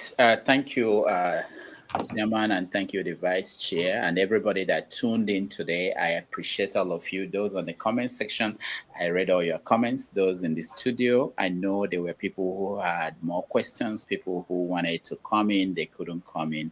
I appreciate all of you. Like I said, after this stream, there's a new one that will start immediately. And we're going to talk more about what we had and what we where to go from there. I will try to join. If there is any question for me, I will be able to answer that. Let me also take this opportunity to thank those that supported this broadcast. Oscar Blackbone, thank you so much for your support. Igbo Basics, thank you so much for your support. We talk about World Igbo Congress and things we want them to do, just like the program. If Nnamdi Ifekando, thank you so much for your support. Sometimes you find that you can't do as much as you want to because of resources. Oria Kutobe, thank you so much for your support. I appreciate all of you. And next week we'll be back with another program and another interesting discussion and guests. Until then, thank you everybody for joining us. We'll see you next weekend. Thank you, Chairman and Vice. Dr. Damages, they never told us their website. It's I don't know. I mean, you can Google it. They have a website. I'm sure they have. I was there today and yesterday. WhatIgboCongress.org. Yeah, I know they have a website.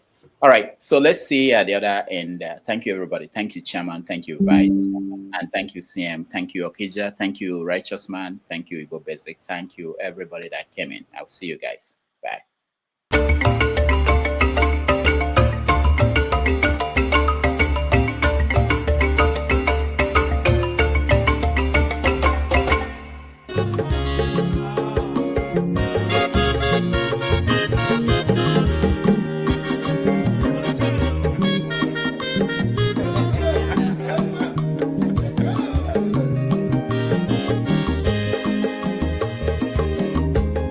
When your mazolo bio, akwa mazolo bio, Max, if you bunye go kwanu mo no fube nazo olaga ni piazugo, ulaga do ni piazugo, akwa mwilo chiyo biko rapuzo, kona bazia. When your master because Abama water the sorry. If you're gonna move, Lagadoni Piazigo, Lagadoni Piazigo, Abama will china, bigger apples. Mazi welcome up. Odoguna Perezinaka. Onyomani Gadelemo. Mazi ni Pazika. Ibu go with the melody.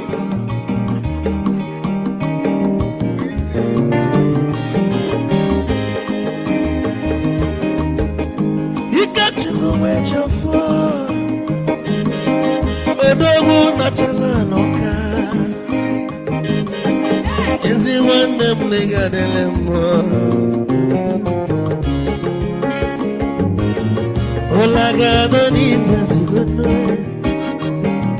Molagadoni Pesigo, Amama Wilo Chilo.